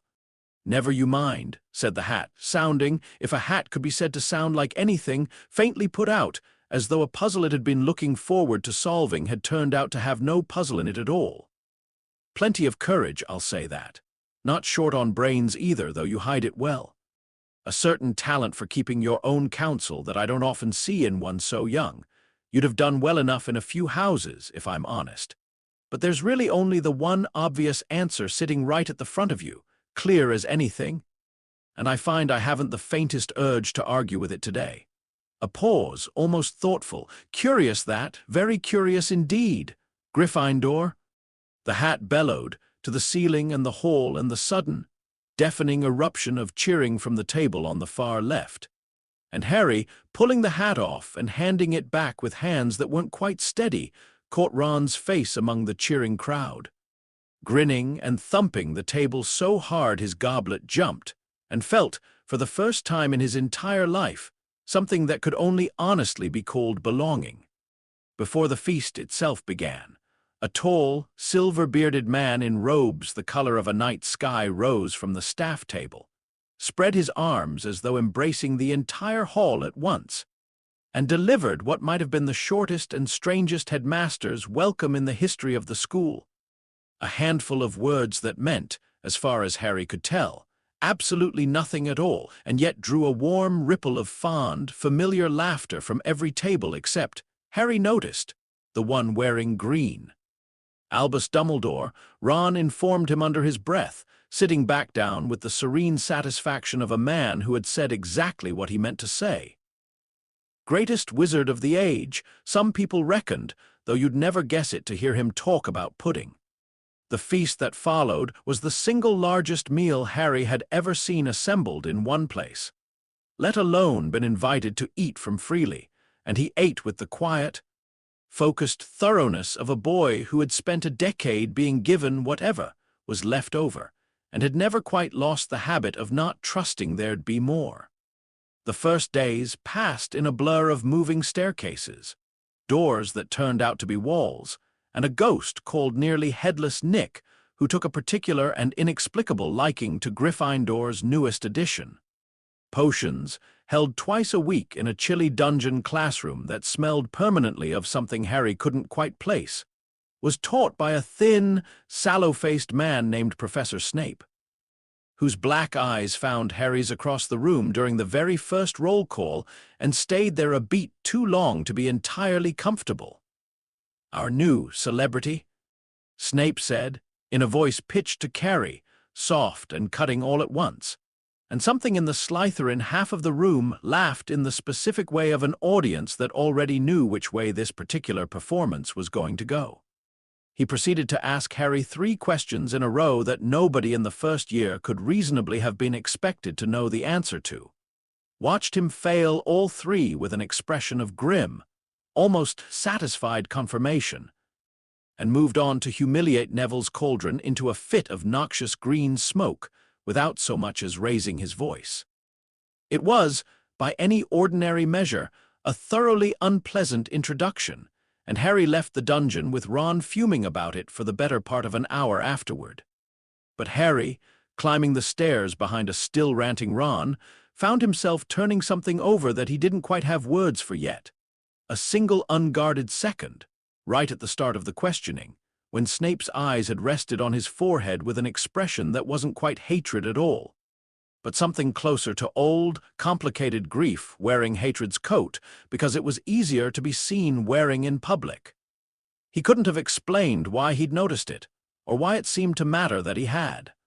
He simply added it quietly to the small and growing list of things about this castle that weren't quite what they first appeared to be, and said nothing about it to Ron, who was still several minutes from running out of things to say about greasy gits and unfair marking. It was Thursday morning, though, in a different classroom entirely, one that reeked overwhelmingly and mysteriously of garlic, that Harry got his first proper look at the man in the purple turban since the leaky cauldron. Professor Quirrell taught defense against the dark arts the way a man diffuses a bomb he's fairly sure is going to go off regardless of what he does. Stammering through the register, flinching at his own shadow when a first year dropped a quill too loudly, spending most of the lesson describing, in a voice that shook worse the longer he talked, an encounter with a vampire in the black forest that he claimed had left him permanently unable to bear the smell of garlic without a full classroom of it as protection. He attempted, near the end of the hour, to demonstrate a basic shielding charm, and his hands trembled so badly around the wand that the spell fizzled into nothing at all. A small, embarrassing failure he absorbed with a flinch so practiced, it looked almost rehearsed. Most of Gryffindor found the whole performance faintly ridiculous by the end of the first 10 minutes. Seamus Finnegan was already doing an impression of the stammer by lunch. Harry didn't laugh along with the rest of them. He couldn't have said, watching from the second row, exactly what it was that kept him quiet while Ron snickered beside him, Quirrell's hands, perhaps, which trembled constantly except for the one. Brief moment they'd rested flat and perfectly still on the desk while he wasn't looking at anyone, or the way his eyes, sweeping the classroom in their usual nervous circuit, had caught on Harry for a fraction of a second too long. Something calculating and hungry flickering behind all that practiced fear before it vanished back beneath the stammer as though it had never been there at all. Whatever it was, Harry filed it away without comment, the same careful, watchful habit he'd built over a single strange evening in July, and said nothing to Ron about it at all. Some instincts, he was learning, were worth trusting even when you couldn't fully explain them. That night, long after the last candle in Gryffindor Tower had gone dark, Professor Quirinus Quirrell sat alone in his office with the door locked and warded 3 times over, and allowed the trembling to stop. It did not stop because he willed it to. It stopped because the thing wearing his hands had, for the moment, grown tired of the performance and had better uses, tonight, for the stillness. "He is exactly what he appeared to be at the cauldron," said the voice that lived now in the space where Quirrell's own thoughts used to run freely, cold and patient and entirely without doubt. Nothing. Not a flicker, not an echo, not the faintest trace of what should have been sitting behind that boy's eyes since the night I marked him.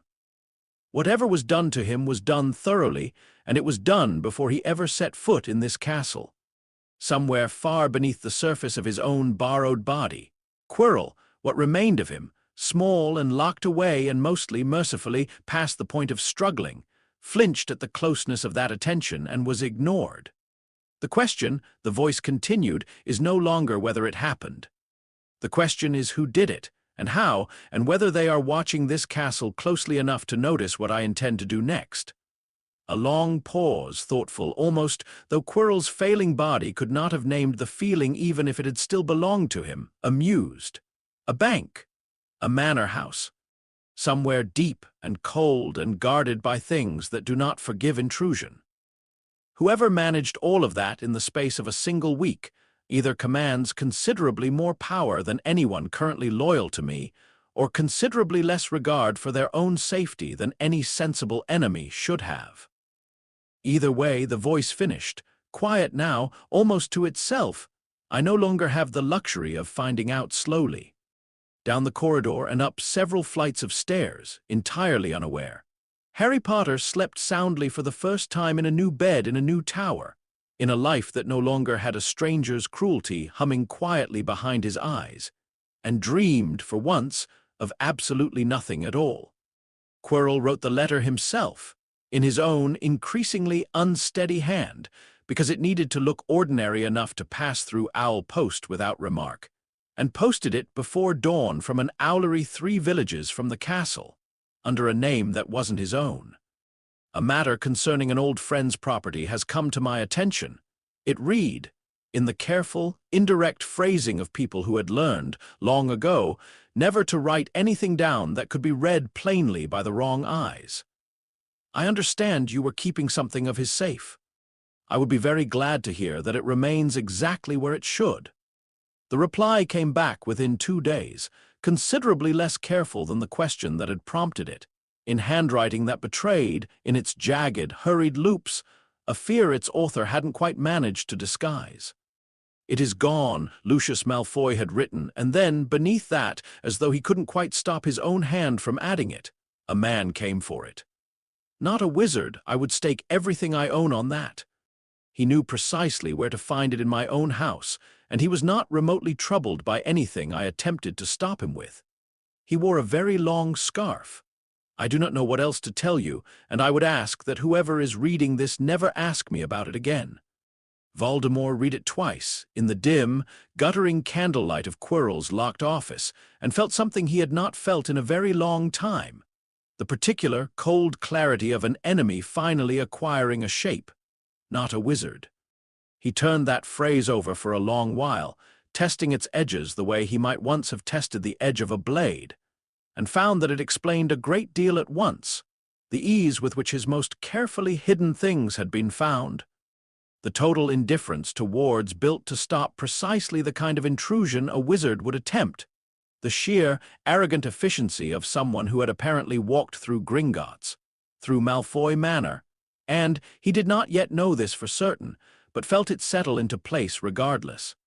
The way a man feels the shape of a wound before he's found the source of the bleeding, through whatever protections had once guarded a 15-month-old child in a house on an ordinary street. He did not know what the man was. He knew now, with total and unshakable certainty, that the man existed, that he had acted alone, and that whatever power he commanded did not appear to be magic of any kind Voldemort recognized, which meant it could not be predicted, could not be countered by any of the considerable defenses he had spent 30 years accumulating, and could, in theory, return at any moment to finish whatever it had started. There was only one anchor left. One, against an enemy he could not name, could not locate, and could not measure. He had spent 10 years being patient, because patience had once been the safest possible strategy for a man who could not truly die. That calculation no longer held. Patience was a luxury for people with time to spare, and Lord Voldemort, for the first time since a Halloween night 11 years ago, was no longer entirely certain how much of that he actually had. The stone. He returned to the thought the way a tongue returns to a broken tooth, worrying at it, unable to leave it alone. A stone that granted true immortality, not the borrowed, patched-together kind he had built for himself out of split soul and stolen bodies, but the real thing, complete and total, and no longer dependent on hidden objects an unknown enemy might yet find and unmake. It sat, at this very moment, inside the safest vault in the safest bank in the country, a fact that would once have made it essentially unreachable, and which now, given what he had just learned about the limits of safest, struck him as considerably less reassuring a barrier than it once had. He would need it moved somewhere he could actually reach it, and he allowed himself, for just a moment, something almost like satisfaction. Dumbledore, predictably, was already seeing to that. The old man had never trusted the goblins with anything he considered truly precious, and word had reached Quirrell, through channels that required no letters at all, that the stone was being relocated to the castle itself. Hidden behind a gauntlet of protections, Dumbledore no doubt considered clever. Good, he thought. Bring it closer. Save me the trouble of the vault entirely.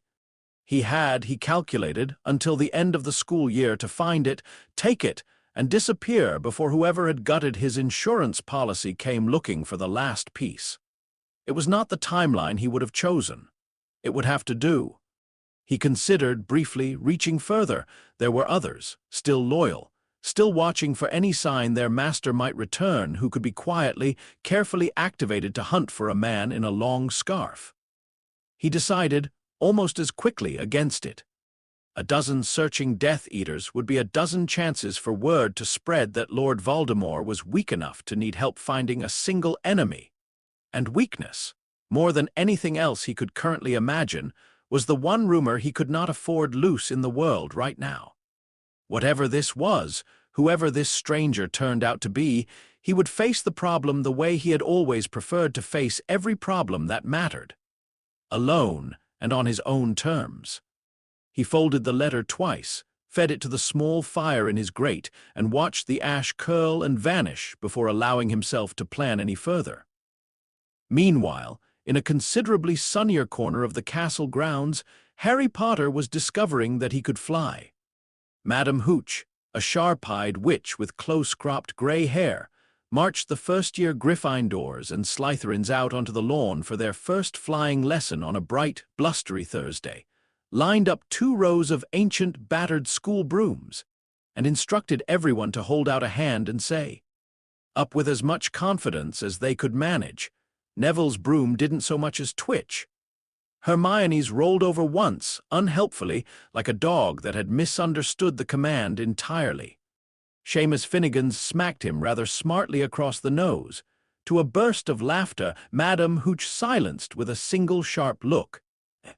Harry's broom leapt into his palm on the first try, smooth and immediate as though it had been waiting for exactly him, and he had exactly enough time to feel pleased about it before Neville, 3 brooms down, panicked mid-instruction, kicked off the ground before anyone had told him to, and went spiraling upward in a terrified, uncontrolled arc that ended, several long seconds later, in a heap on the grass and a sickening crack that even Harry, who knew nothing at all about broken bones, understood immediately was serious.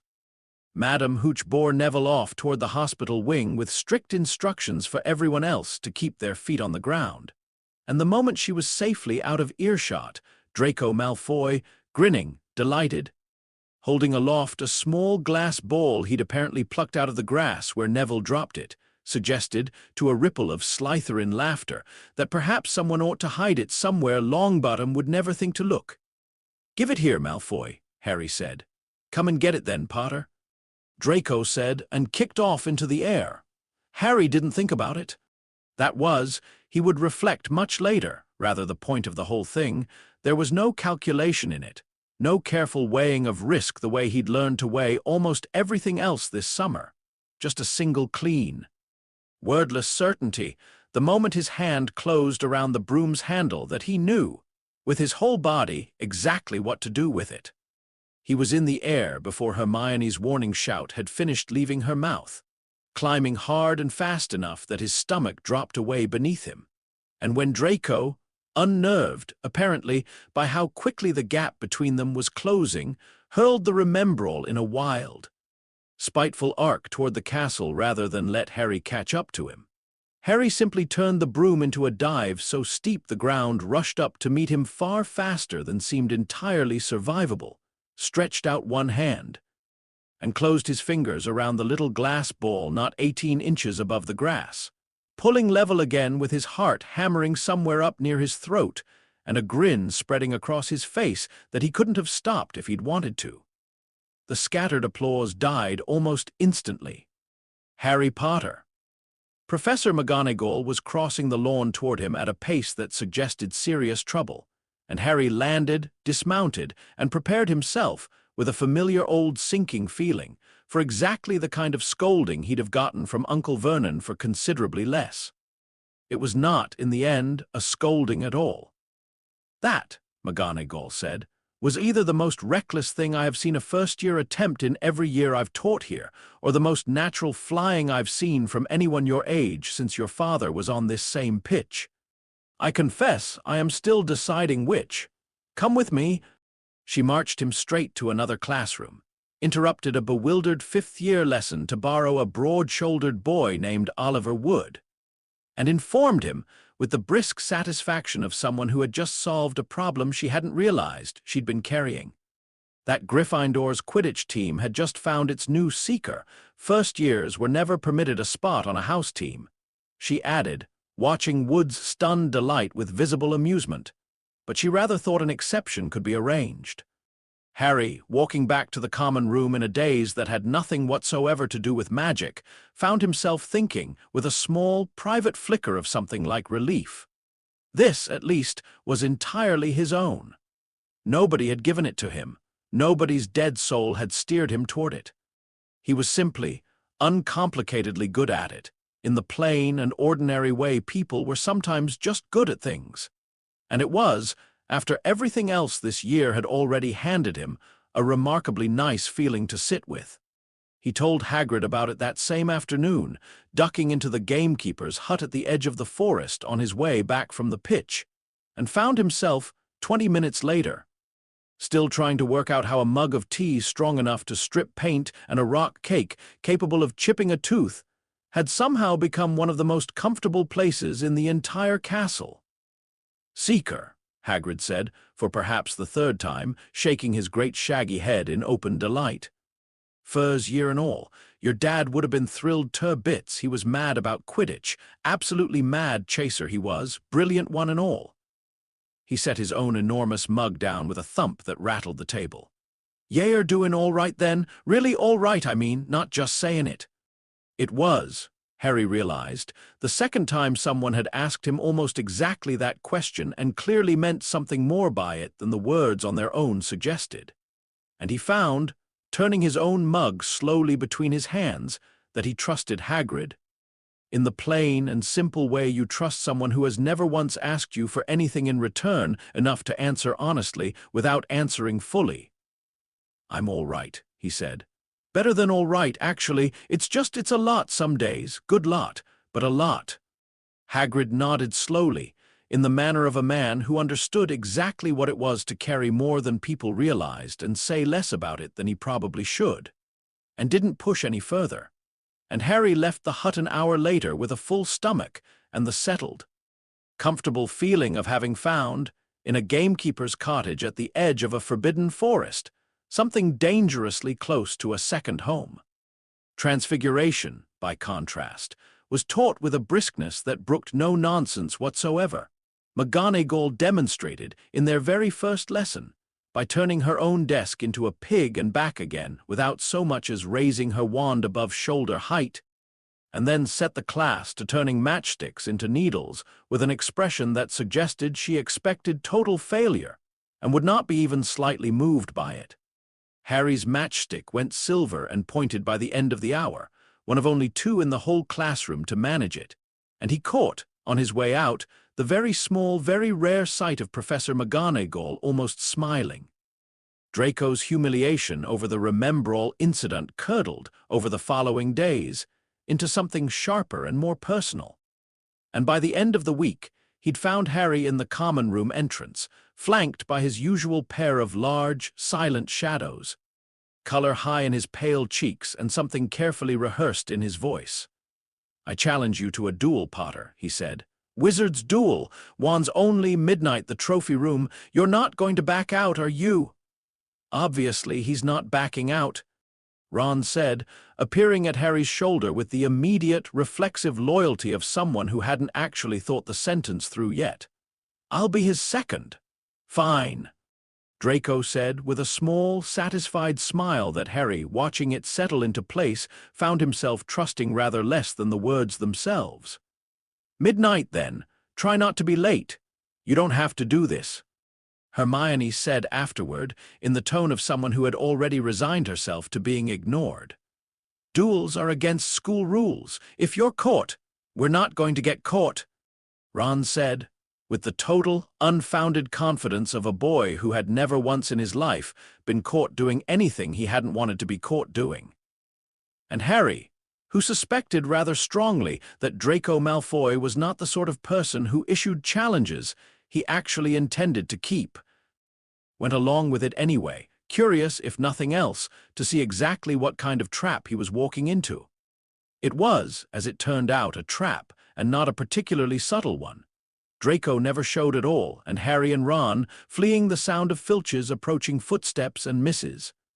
Norris's unblinking yellow eyes, found themselves, breathless and thoroughly lost, in a corridor on the forbidden third floor that Dumbledore had specifically and pointedly warned the entire school away from at the start of term feast. Behind the single door at the end of it, chained shut, but not, it turned out, locked, something enormous shifted its weight with a low, rumbling growl that Harry felt in the floor before he heard it properly. A sound too large, somehow, to have come from anything that belonged inside a school. And when curiosity, or perhaps simply the desperate hope that anything behind that door might be less frightening than Filch, got the better of them and they pulled it open, 3 colossal heads swung around at once to fix them with 6 small, hungry eyes apiece. 3 sets of yellowed teeth catching the dim light, hot breath fogging the cold corridor air. They did not stop running until they were 3 floors away and safely behind the fat lady's portrait, and it was several minutes before either of them could manage to properly speak. "A 3-headed dog," Ron said finally, in the flat, disbelieving tone of someone still trying to convince himself of what he'd just seen. "In a school with children in it, standing on a trapdoor," Harry said, which was the detail that had lodged itself most firmly in his own mind once his heart had stopped trying to climb out through his throat. "Did you see? It wasn't just guarding the room, it was guarding whatever's under the floor."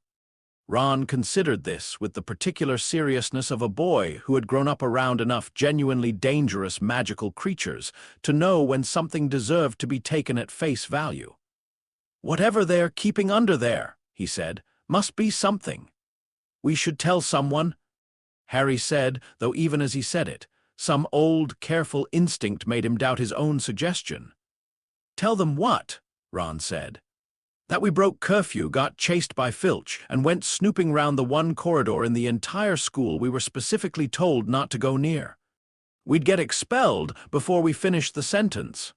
He had a point. Harry filed the whole business away instead.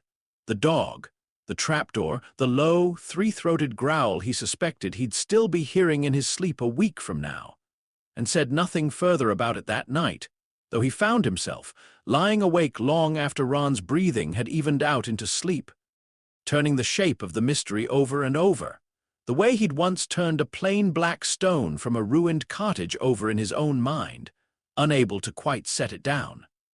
Harry didn't answer out loud, but he found himself thinking, with the same old careful watchfulness that had kept him quiet through an entire defense lesson while everyone around him laughed, that a castle full of children did not generally get handed a 3-headed guard dog for something unimportant, and that a certain nervous professor, who had spent his entire summer investigating exactly what kind of enemy might be operating in this world right now, would very likely find that fact just as interesting as Harry did if he ever learned of it. He did not, at the time, think very hard about how he'd known to think of Quirrell first. Halloween arrived with a damp, leaf-strewn chill that had every corridor in the castle smelling faintly of wood smoke, jack-o'-lanterns grinning down from every windowsill and suit of armor singing off-key carols nobody had asked them to learn, and Harry might have called it, on balance, one of the better days of his life, right up until the moment it very nearly became one of the worst. The trouble started, as trouble often did that autumn, with Ron and Hermione in the same room. Charms that afternoon had covered the levitation charm, Wingardium Leviosa, swish and flick. The emphasis very much on the swish, according to Professor Flitwick, a tiny, excitable wizard who had to stand on a stack of books to see over his own desk. He'd spent the first half of the lesson demonstrating the correct wrist motion with the enthusiasm of a man who never tired of watching feathers rise obediently into the air, and the second half wincing his way around the classroom as 20-odd first-years attempted, with wildly varying success, to replicate it. Seamus's feather exploded into a small shower of ash. Neville's simply refused to move at all, no matter how fiercely he swished and flicked at it. Hermione's rose serenely on the first attempt, hovered exactly where she wanted it, and, this being apparently the problem, had already read the relevant chapter twice and corrected at least 4 other people's wand movements without being asked, before finally, audibly, correcting Ron's. "It's Leviosa, not Leviosa," she said, not unkindly, though it landed considerably less kindly than she'd intended in front of half the class.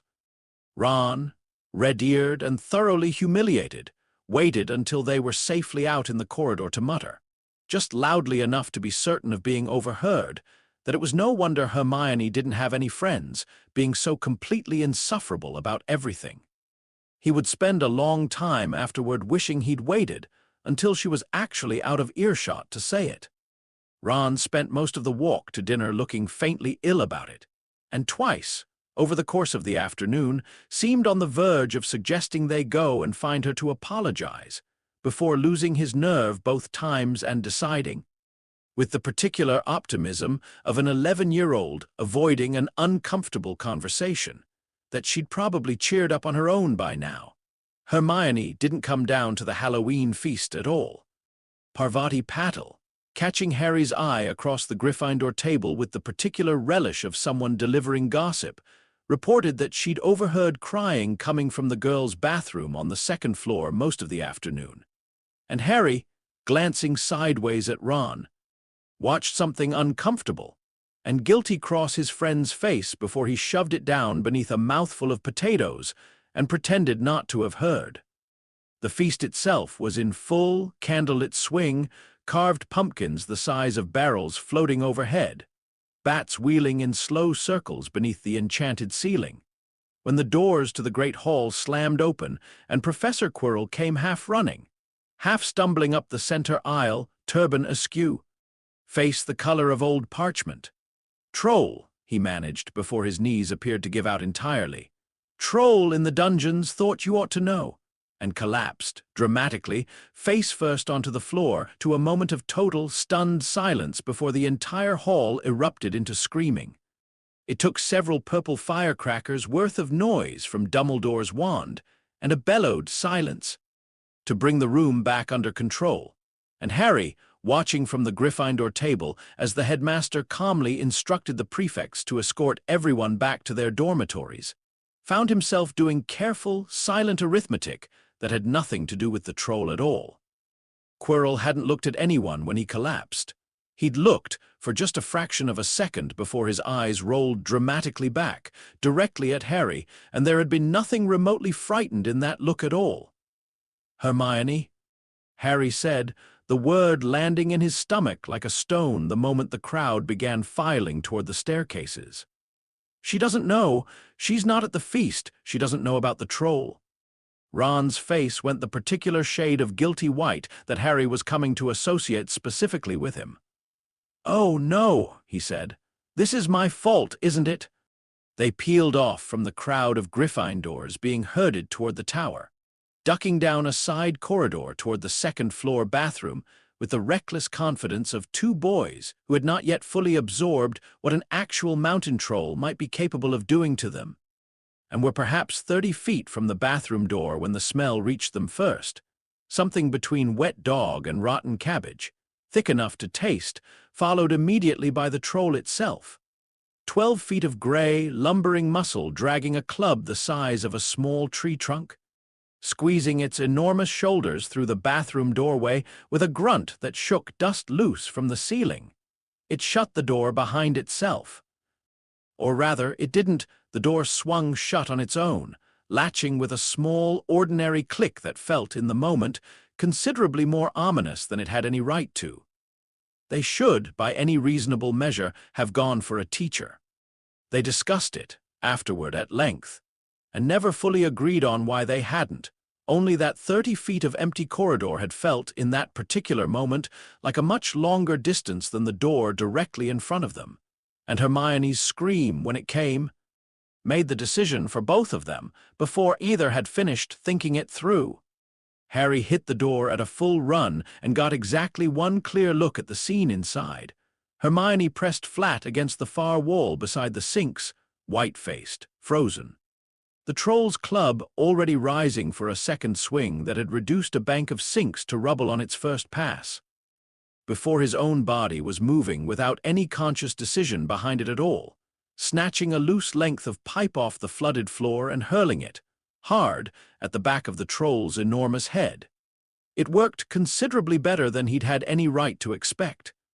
The Troll bellowed, spun toward the new irritation with slow, furious confusion, and Harry found himself, for one extremely long and extremely stupid second, standing directly in the path of something roughly the size of a delivery lorry with absolutely no plan for what came next. It swung the club again, wide and clumsy but devastatingly heavy, close enough that Harry felt the wind of it against his face as he threw himself sideways into the wreckage of a toilet stall. And he had just enough time to think, with a strange, detached clarity, that this was a genuinely terrible way to go when Ron's shout cut through the chaos. "Oi, ugly!" Ron's voice cracked halfway through the word, which did nothing at all to diminish how effectively it worked. The Troll rounded on him instead, and Ron, wand already raised, hand shaking so badly the tip wobbled visibly in the air, did the only thing he could think to do with the single spell he actually knew how to cast with any confidence. Wingardium Leviosa! The club tore itself free of the Troll's grip, hung suspended for one impossible, gravity-defying second directly above its owner's head, and dropped. The Troll went down like a felled tree, the entire bathroom shuddering with the impact, and then, for a long moment, nobody in the room moved or breathed at all. "Is it dead?" Hermione's voice, when it finally came, was smaller than Harry had ever heard it. "I don't think so," Harry said, staring at the mountainous, unconscious shape now half submerged in an inch of water from the ruined sinks. "Just knocked out, I think. Hope! You could have been killed," Hermione said, and burst, without any transition whatsoever, into tears. And then, before either boy could work out what to do with that, threw her arms around both of them at once in a fierce, unpracticed hug that lasted exactly as long as it took her to remember she wasn't entirely sure they were actually friends yet, and let go, mortified, wiping her face with the back of one hand. "Thank you," she said, more steadily, straightening her robes with as much dignity as she could manage. "Both of you, I mean it, truly." The professors arrived moments later, McGonagall first, wand raised and face thunderous, with Snape close behind her, moving with a slight, pronounced limp Harry hadn't noticed before and didn't think much of at the time, and took in the scene. Unconscious Troll, 3 shell-shocked first-years. A bathroom that looked as though it had lost an argument with a hurricane. "Explain," McGonagall said, in a voice that promised serious consequences for whatever explanation followed. It was Hermione, to Harry's considerable surprise, who spoke first. "It's my fault, Professor," she said, with a steadiness that Harry, watching her construct the lie in real time with visible, admirable speed, found himself deeply impressed by. "I'd read about trolls, and I thought I could handle it myself. I didn't know it would be this bad. Harry and Ron came to find me. If they hadn't, I really don't know what would have happened." McGonagall's expression did something complicated, disbelief, clearly, layered over something that might, in a less severe woman, have been reluctant approval, and she studied the 3 of them for a long moment, gaze moving from the unconscious Troll to the ruined sinks to Ron's still-trembling wand hand, before settling into a stern accounting of house points. 5 each awarded to Harry and Ron for what she called, with visible effort, sheer dumb luck, and a much sterner reprimand for Hermione for wandering off in the first place, delivered in a tone that suggested she knew perfectly well the story didn't add up and had decided, for reasons of her own, not to press it any further tonight. 10 points on reflection, she added, almost as an afterthought, already turning to organize the troll's removal. For the levitation work. That was, I will admit, rather advanced spellcasting for a first year under duress. Mr. Weasley, I confess I did not expect that particular charm from you quite so soon. Ron, still faintly green about the gills, managed something that was almost a proper smile. Harry caught Snape's eyes on him once, briefly, as the group filed back out into the corridor, that same complicated look from the first potions lesson. Grief wearing a harder coat, before the potions master turned and limped away without a word. And Harry, walking back to Gryffindor Tower, flanked by two friends who had, in the space of one very strange evening, become something closer to family than he'd ever had before, found he had entirely too many things to think about to worry very hard about one professor's sore leg. He would have worried about it a great deal more had he known where, precisely, it had come from. Severus Snape had not, in point of fact, gone looking for a troll at all. He had gone looking for Quirrell, whose collapse in the Great Hall had struck him, from the very first syllable, as considerably more theatrical than frightened. A suspicion sharpened, rather than eased, by the fact that the man was nowhere to be found among the teachers organizing the evacuation, and had not been seen since. He found him 20 minutes later on the third floor in the one corridor in the entire castle. A defense professor supposedly terrified of large, dangerous animals had no earthly reason to be anywhere near. And found, a moment after that, exactly why that corridor was forbidden in the first place. The door stood ajar. Beyond it, 3 enormous heads turned as one toward the new sound, 6 eyes catching the torchlight, and Snape had time for exactly one sharp, silent curse before a set of teeth closed hard around his own leg, and the world went briefly, whitely painful. He did not remember, afterward, precisely how he'd gotten clear of the door. He remembered Quirrell's face, pale and stammering and utterly unconvincing, offering some garbled explanation about checking on the wards during the chaos. And he remembered, more clearly than the pain in his leg, the single unguarded half-second before the stammer started, when Quirrell's eyes had held something that had absolutely nothing to do with fear at all. He said nothing to Quirrell. He simply nodded, once, in the manner of a man filing away evidence rather than accepting an explanation, turned, and began the long, limping walk back up toward the headmaster's office, leg throbbing with every step, mind already several floors ahead of his feet. Albus Dumbledore listened to Severus Snape's account of the evening with the particular, focused stillness of a man doing a great deal of rapid recalculation behind an otherwise perfectly calm face, and said, when Snape had finished, only, "Thank you, Severus. That is extremely useful to know." "Useful," Snape repeated flatly, from the chair he'd been directed into so Madame Pomfrey could see to his leg.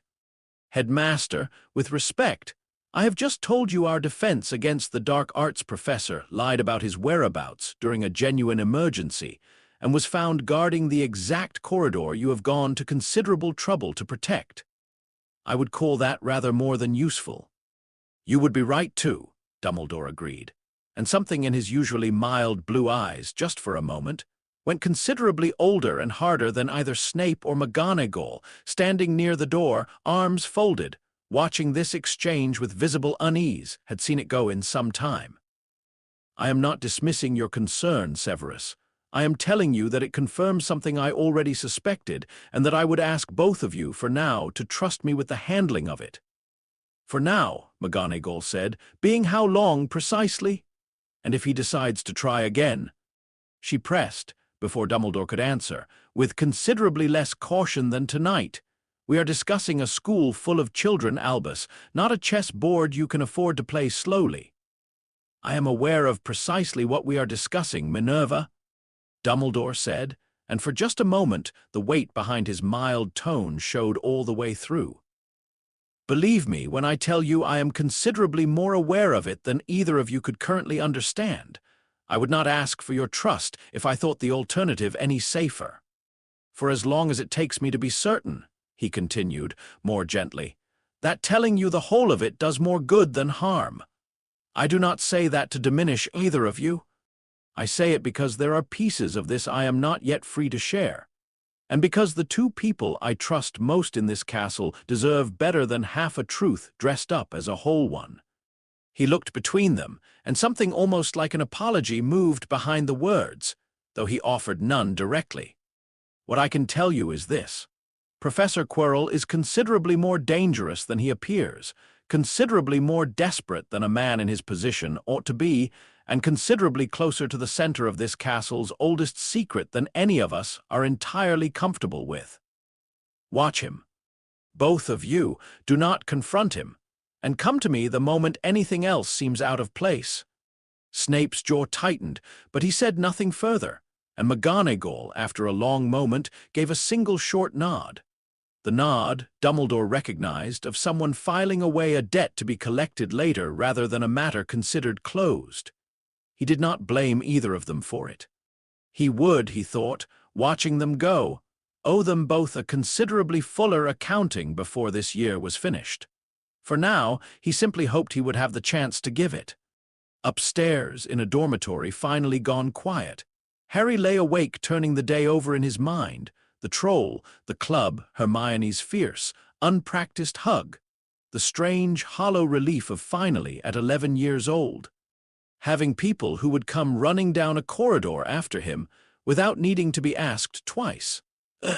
He did not know, and would not know for some time yet, that 2 floors below him, his headmaster was carrying a secret so heavy it had just cost a professor a chunk of his leg to confirm, and was no closer tonight to knowing how much longer he could carry it alone. He knew only that Ron was already snoring, that Hermione had promised, before they parted at the staircase, to help them with their charms homework from now on whether they asked for it or not, and that whatever else this year turned out to hold, he was no longer facing any of it by himself. That, he thought, was worth rather more than a good night's sleep. It was, he thought, drifting finally toward sleep, easily the best terrible night of his entire life. Breakfast the next morning found the 3 of them at the Gryffindor table together, for the first time by unspoken agreement rather than accident. Hermione producing a neatly organized set of notes on troll anatomy that she'd apparently stayed up compiling out of what she called, primly, basic professional interest, and which Ron accepted with only a token amount of complaining about homework nobody had actually assigned. Harry, watching the 2 of them bicker amiably over the proper classification of troll intelligence, found himself smiling into his toast for no reason he felt any particular need to explain to either of them. Some things he was learning didn't need explaining. They just needed showing up for. Gryffindor's first match of the season, against Slytherin, drew the entire school out onto the pitch under a bright, cold November sky. And Harry, hovering 40 feet up on his school broom with Oliver Wood's pre-match pep talk still ringing rather uselessly in his ears, discovered within the first 10 minutes that competitive Quidditch bore almost no resemblance to the joyful, uncomplicated flying he'd fallen in love with during his very first lesson. Bludgers took a personal and repeated interest in trying to knock him from the sky. The Slytherin seeker shadowed him with a grim, humorless determination that suggested house pride mattered to him rather more than Harry had expected. And the crowd's roar rose and fell with every near-miss goal in a way that made it almost impossible to hear Wood's shouted instructions from the far end of the pitch.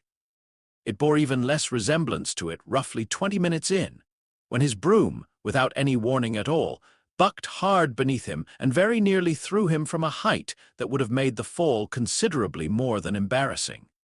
He clung on, white-knuckled, as the broom pitched and rolled through the air with a mind that seemed to have turned actively hostile, and it was only afterward, hauled back down to solid ground, shaking, alive, the match already won by a lucky final goal from a Gryffindor chaser, that he learned what Hermione had seen from the stands.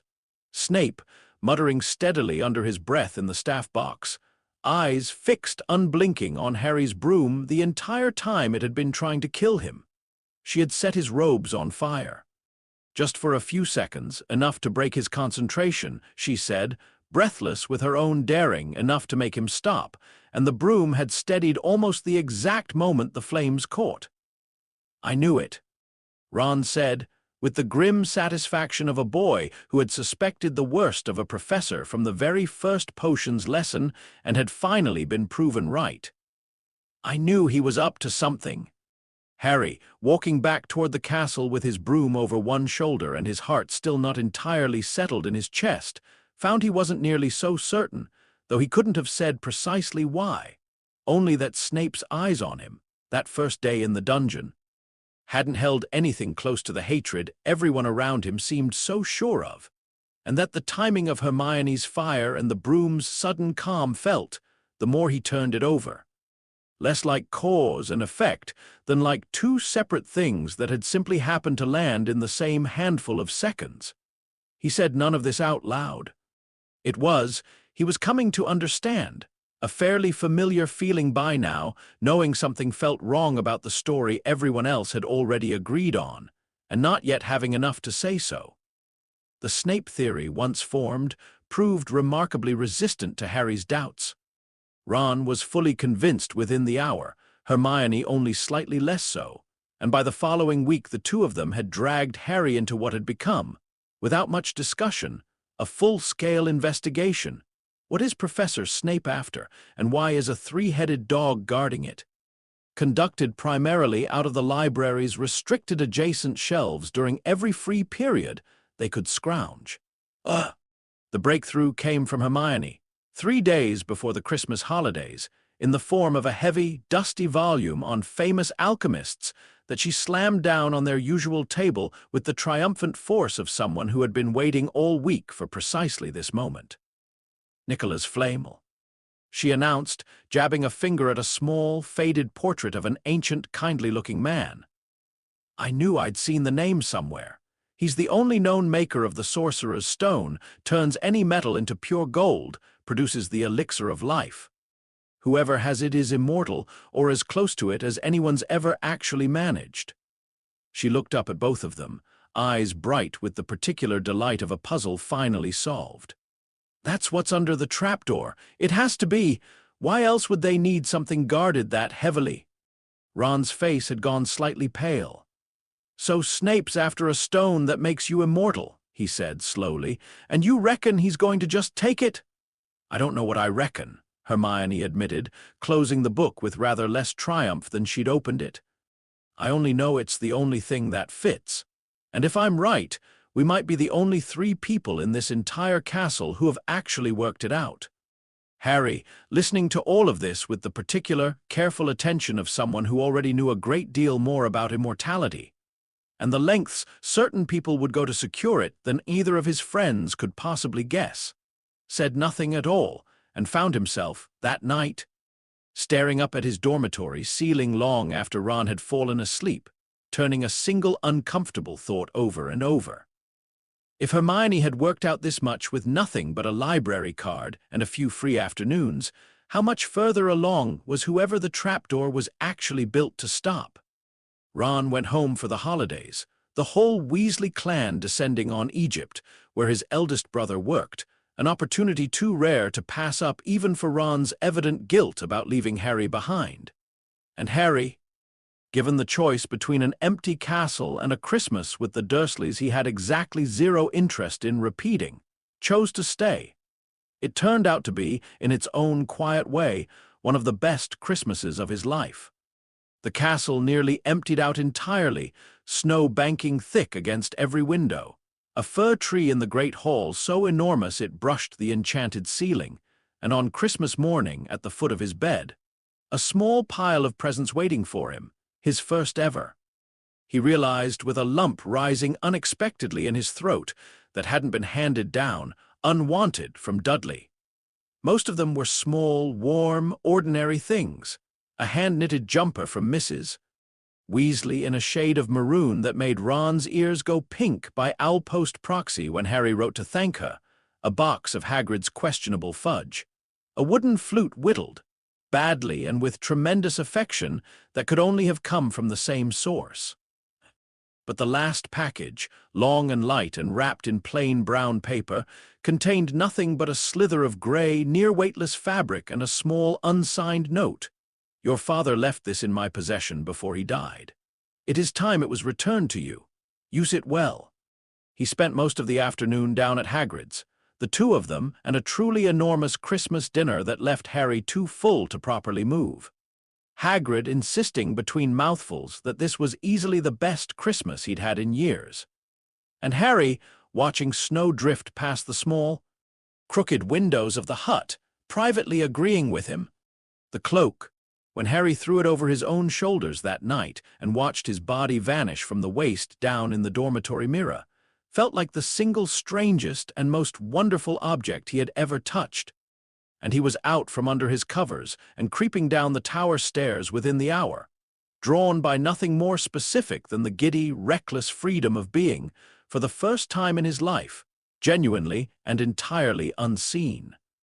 He found the mirror of Arised by accident, in an unused classroom 3 floors below Gryffindor Tower, dust sheets draped over broken desks, and a single tall, gold-framed mirror standing incongruously upright against the far wall. An inscription curling around its top in letters that took Harry a long moment, tired and disoriented in the dark, to work out was simply his own reflection's language written backward. "I show not your face, but your heart's desire." He almost didn't look. Some old, careful instinct, the same one that had kept him quiet through an entire defense lesson, the same one currently making him doubt an entire school's theory about Snape, warned him that whatever this mirror showed, it was likely to cost him something to see it. He looked anyway. His parents were there first, exactly the way he'd have pictured them, if he'd ever properly let himself picture them at all. His mother's hand resting light on his shoulder, green eyes crinkled with a warmth he'd never once been shown by anyone who shared his blood. His father's hand ruffling his hair with the easy, unthinking affection of someone who did it often, and never had to think twice about the doing. Harry pressed both palms flat against the cold glass, throat aching, and understood, distantly, that he could have stood there until morning simply drinking in the sight of 2 people he had no actual memory of at all. But the longer he looked, the more the reflection widened quietly at its edges, as though the mirror, having offered him grief first, was willing to show him what came after it, if he was patient enough to keep looking. There was a version of himself in the glass a few years older, laughing at something Ron had said, an arm slung easy around Hermione's shoulders. There was a version older still, in robes that weren't a school uniform, walking down an ordinary street with an ordinary, unhurried stride, nobody's eyes following him, nobody whispering his name, no war waiting at the end of any particular year to be fought or survived or died for. It was, Harry realized, with a small, complicated ache he didn't have a name for yet, the single most unremarkable future he had ever seen, and he wanted it. He understood every bit as fiercely as he wanted his parents back. Perhaps more. His parents, however desperately he missed people he'd never truly known, were already gone. This, the ordinary, undramatic, entirely his own future, was the only piece of the reflection that hadn't already been decided by something that happened before he could talk. He stood there long enough that his legs went stiff with cold, and when he finally forced himself back toward the tower, cloak bundled under one arm, he understood that he would be coming back to this room again. Possibly every night, if nobody stopped him. Somebody did 3 nights later, though not in any way Harry expected. "I confess," said a familiar voice from the doorway, warm and unhurried, "that I have often wondered whether it might have been kinder, in retrospect, never to have built that particular mirror at all."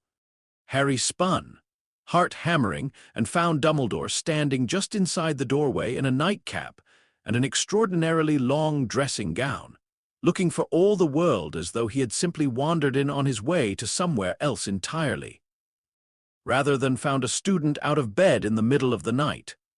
I was just looking," Harry said, which was, on reflection, an extremely poor lie, and Dumbledore's small, knowing smile suggested he'd noticed exactly that. "You needn't explain yourself to me, Harry. It shows us nothing more or less than the deepest desire of our own hearts, and there is no shame whatsoever in wanting things, only sometimes in forgetting that wanting is not the same as having, and that a great many men have wasted away in front of that glass, entranced by a life they were never going to live, while the actual one continued on quite without them. He crossed the room slowly, hands folded behind his back, and looked into the mirror himself for a long moment. Harry, watching his face, couldn't begin to guess what he saw there, only that something old and complicated moved behind his eyes before he looked away again. The mirror will be moved tomorrow to somewhere considerably harder to find. I would ask that you not go looking for it, not because I don't trust you with wanting things, Harry, because I have watched it do real harm to people considerably older and more careful than you, and I find I am fond enough of you to spare you the lesson firsthand.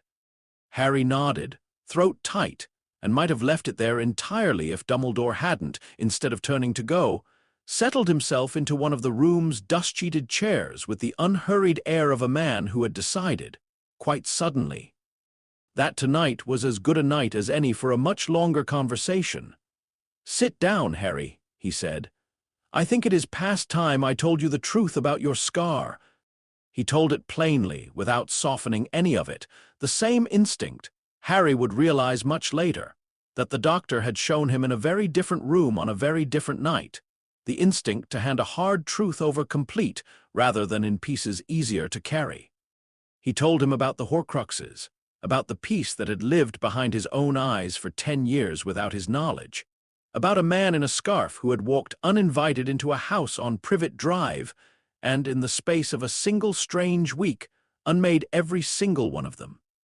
Harry listened and found, to his own quiet surprise, that very little of it actually surprised him. "I know," he said when Dumbledore paused. "Some of it anyway. I was there. He came and got me first, took the thing out of my head before he went after the rest of them. I've known since the summer." Whatever Dumbledore had braced himself for, it plainly was not that, and for one unguarded moment his ancient, careful composure slipped entirely, something raw and startled showing through before he mastered it again. "You have carried this alone," he said slowly, "since before you ever set foot on the Hogwarts Express." "I promised I wouldn't tell anyone," Harry said. "He said it wasn't safe yet, so I didn't." "No," Dumbledore said quietly. "No, I don't suppose you did."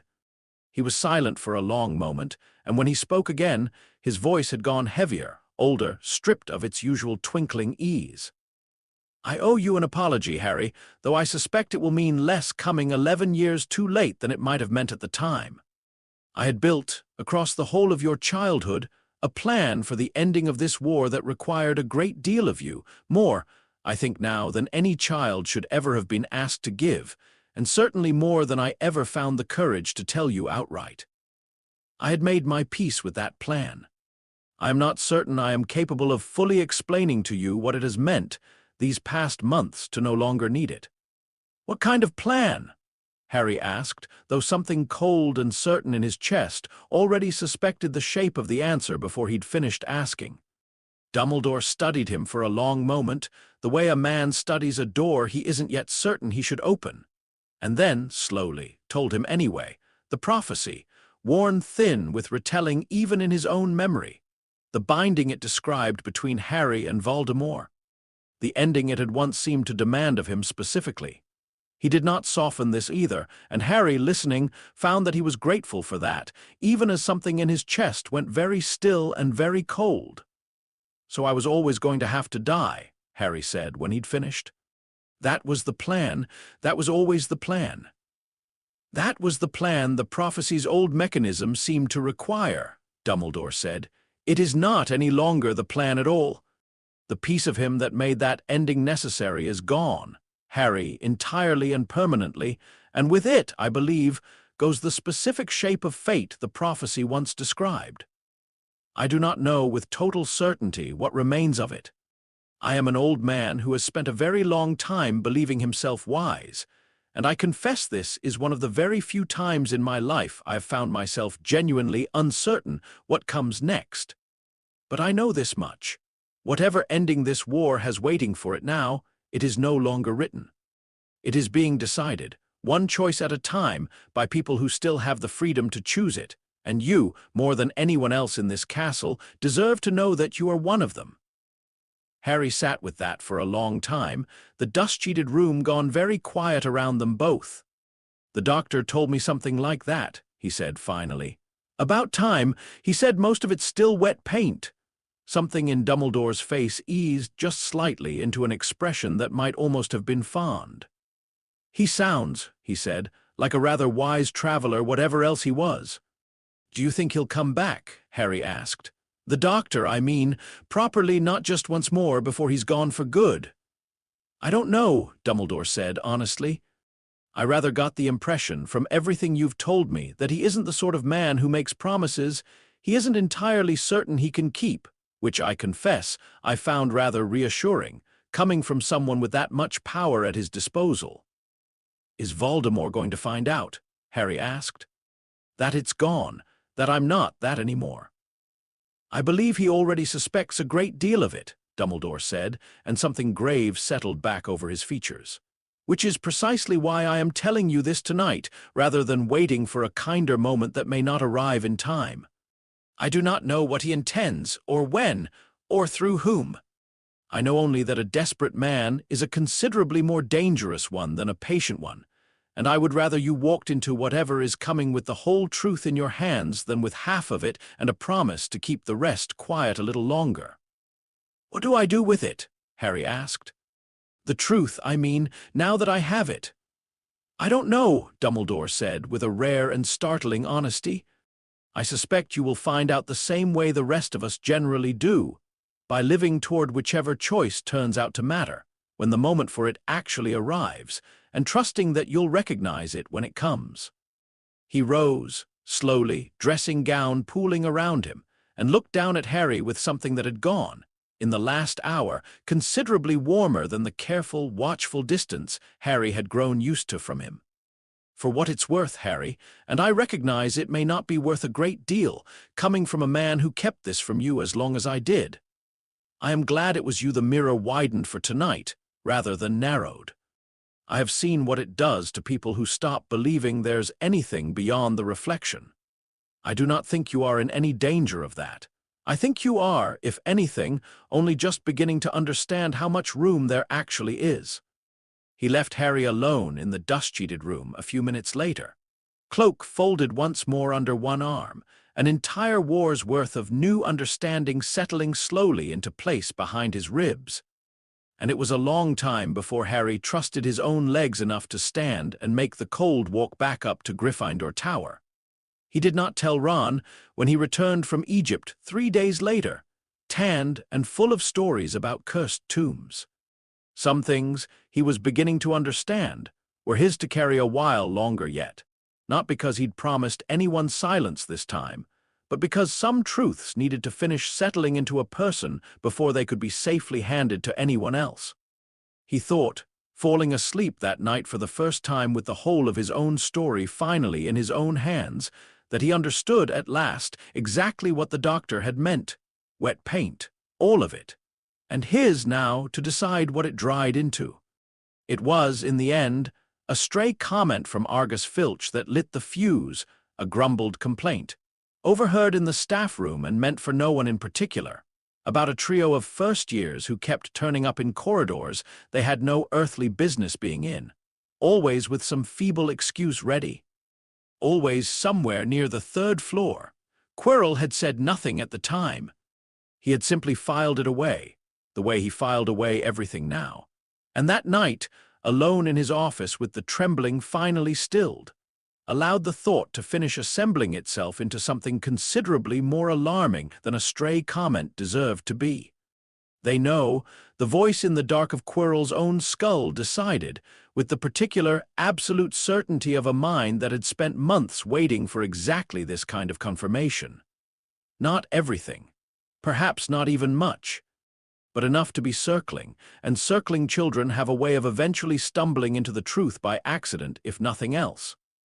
And if children have noticed, Dumbledore has certainly noticed considerably more. He had, he judged, perhaps days left, possibly less.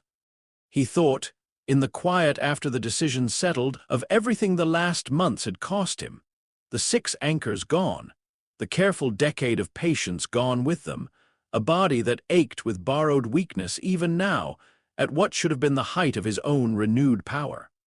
He had not felt this exposed since he was a boy in an orphanage, disliked and unwanted and entirely without recourse but his own cunning. He had built an empire once, specifically so he would never have to feel that way again.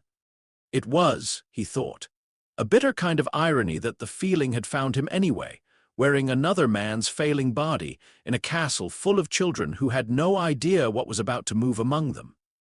The letter that reached Hogwarts the following morning, urgent and official-looking and bearing every outward mark of genuine ministry business, was not, strictly speaking, a lie Quirrell had simply arranged, through channels too old and too careful to trace back to a frightened defense professor, for a real crisis to occur exactly where and when he needed one, rather than inventing one from nothing.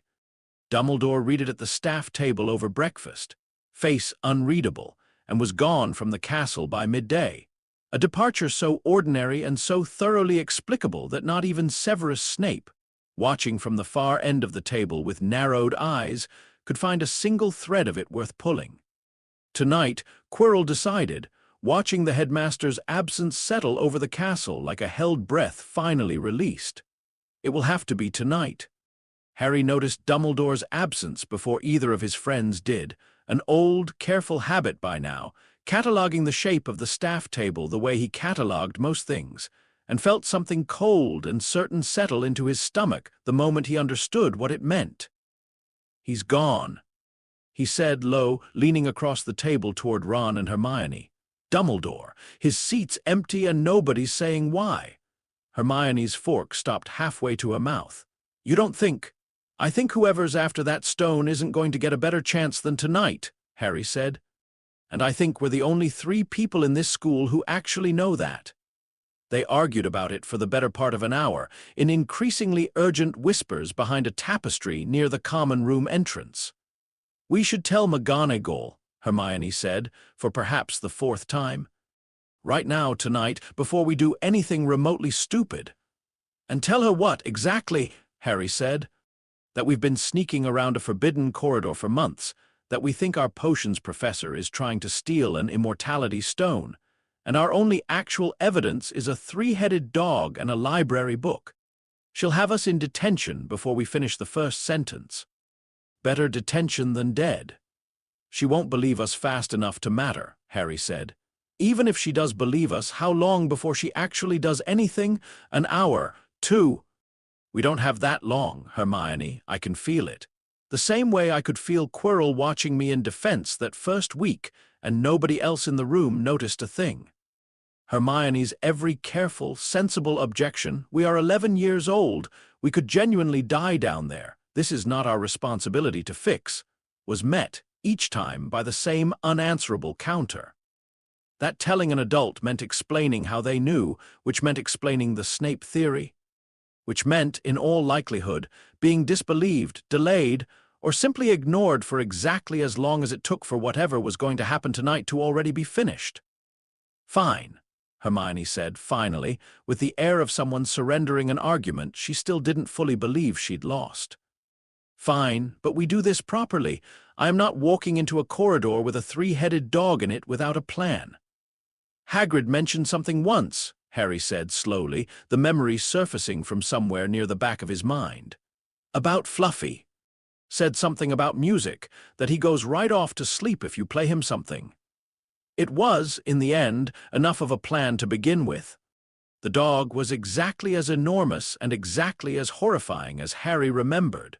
Worse, if anything, in the narrow beam of Hermione's wand light, the room reeking of old meat and animal breath, snapped chain links rattling loose against the stone floor, 3 heads swinging up in unison the moment the door creaked open, low growls building toward something considerably worse, until Harry, hands shaking so badly he nearly dropped it twice, managed to wrestle the small wooden flute Hagrid had carved him for Christmas up to his lips and blew. It was not, by any reasonable musical standard, a good sound. It worked anyway. 3 sets of eyes drooped, one head at a time, 3 enormous bodies sagging slowly sideways until the whole vast, sleeping bulk of the animal had slumped away from a trapdoor set into the floor beneath its paws. One great paw twitching still in whatever enormous dream 3-headed dogs had. "Right," Ron whispered, staring down into the dark square the dog had been guarding. "Who's going first?" Nobody volunteered. Everybody went anyway.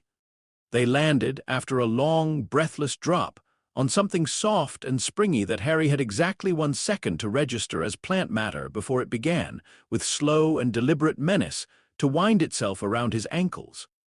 "Devil's snare," Hermione said, voice climbing toward panic even as some deeper, more disciplined part of her was already working the problem. "Stop struggling, it reacts to movement. The more you fight it, the faster it, Ron. Stop moving." Ron did not stop moving or stop shouting. And the plant, apparently agreeing with Hermione's assessment, redoubled its grip around him considerably faster than it tightened around Harry, who forced every muscle in his body still through sheer effortful will and watched the vines around him slacken fractionally in response.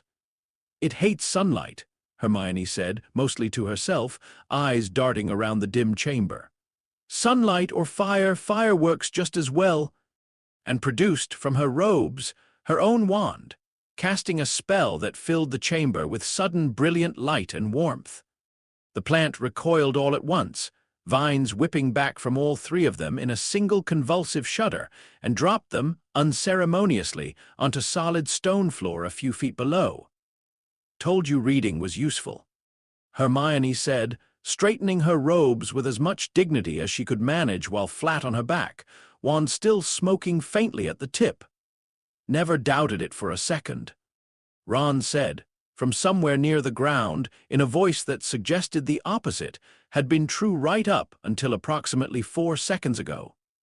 The next chamber was full of flying things, hundreds of jewel-bright winged keys wheeling in slow, restless circles near a vaulted ceiling, a single battered broomstick propped against the far wall, and a locked door that made abundantly, obviously clear what was needed to pass through it.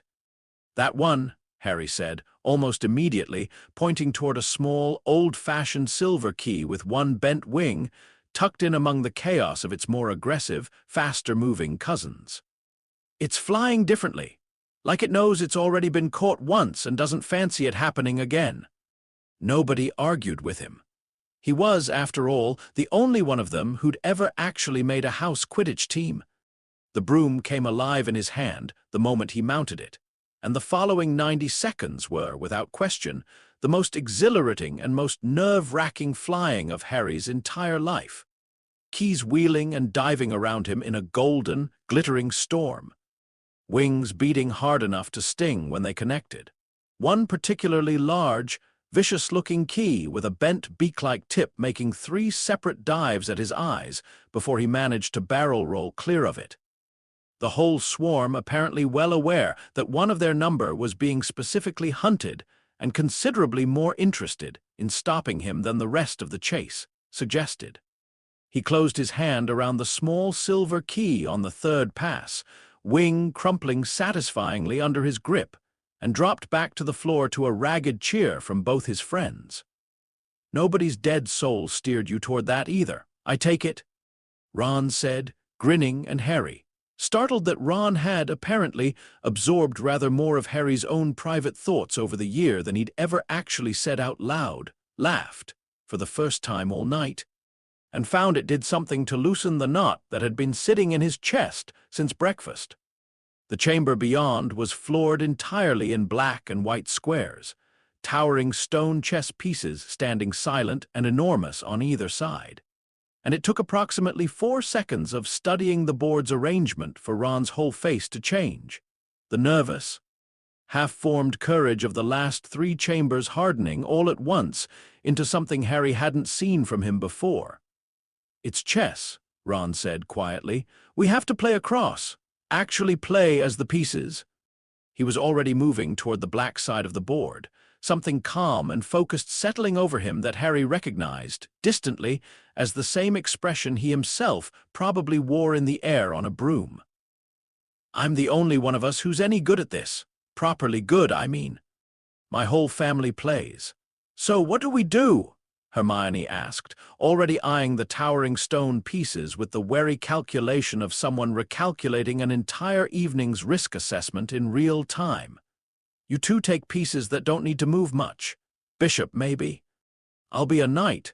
I need to actually direct the game, and I can't do that if I'm stuck standing still somewhere useless." The game that followed was unlike anything Harry had ever played or watched, enormous stone pieces grinding across the board with bone-jarring weight, the opposing white army's attacks growing steadily more vicious the deeper they advanced. And Ron directed all of it with a cold, methodical calm that made him, for the first time since Harry had met him, look considerably older than 11. The calculation came into his eyes perhaps 10 moves in, and Harry watched it happen, watched Ron go very still, very pale and very certain all at once. "There's a way through," Ron said quietly, not looking away from the board. "But someone has to let themselves be taken. The White Queen has to be allowed to take the Black Knight, or she pins the King in 4 more moves and we lose the whole game before we're even close to the other side." "Ron," Hermione started. "I'm the knight," Ron said. "Obviously I'm the knight. It has to be me." "You don't know what happens when a piece is taken," Hermione said, voice climbing. "It could be, Ron, it could actually hurt you. I know," Ron said, and for just a moment, something young and frightened showed through the calm before he pushed it back down and buried it. "It's still the only way through. Harry, you have to keep going after. Whatever happens to me, you don't stop, you understand. That's not me being brave. That's just chess." He walked his stone knight forward before either of them could argue him out of it, and the enormous White Queen's piece turned with slow, grinding inevitability and brought her stone arm down.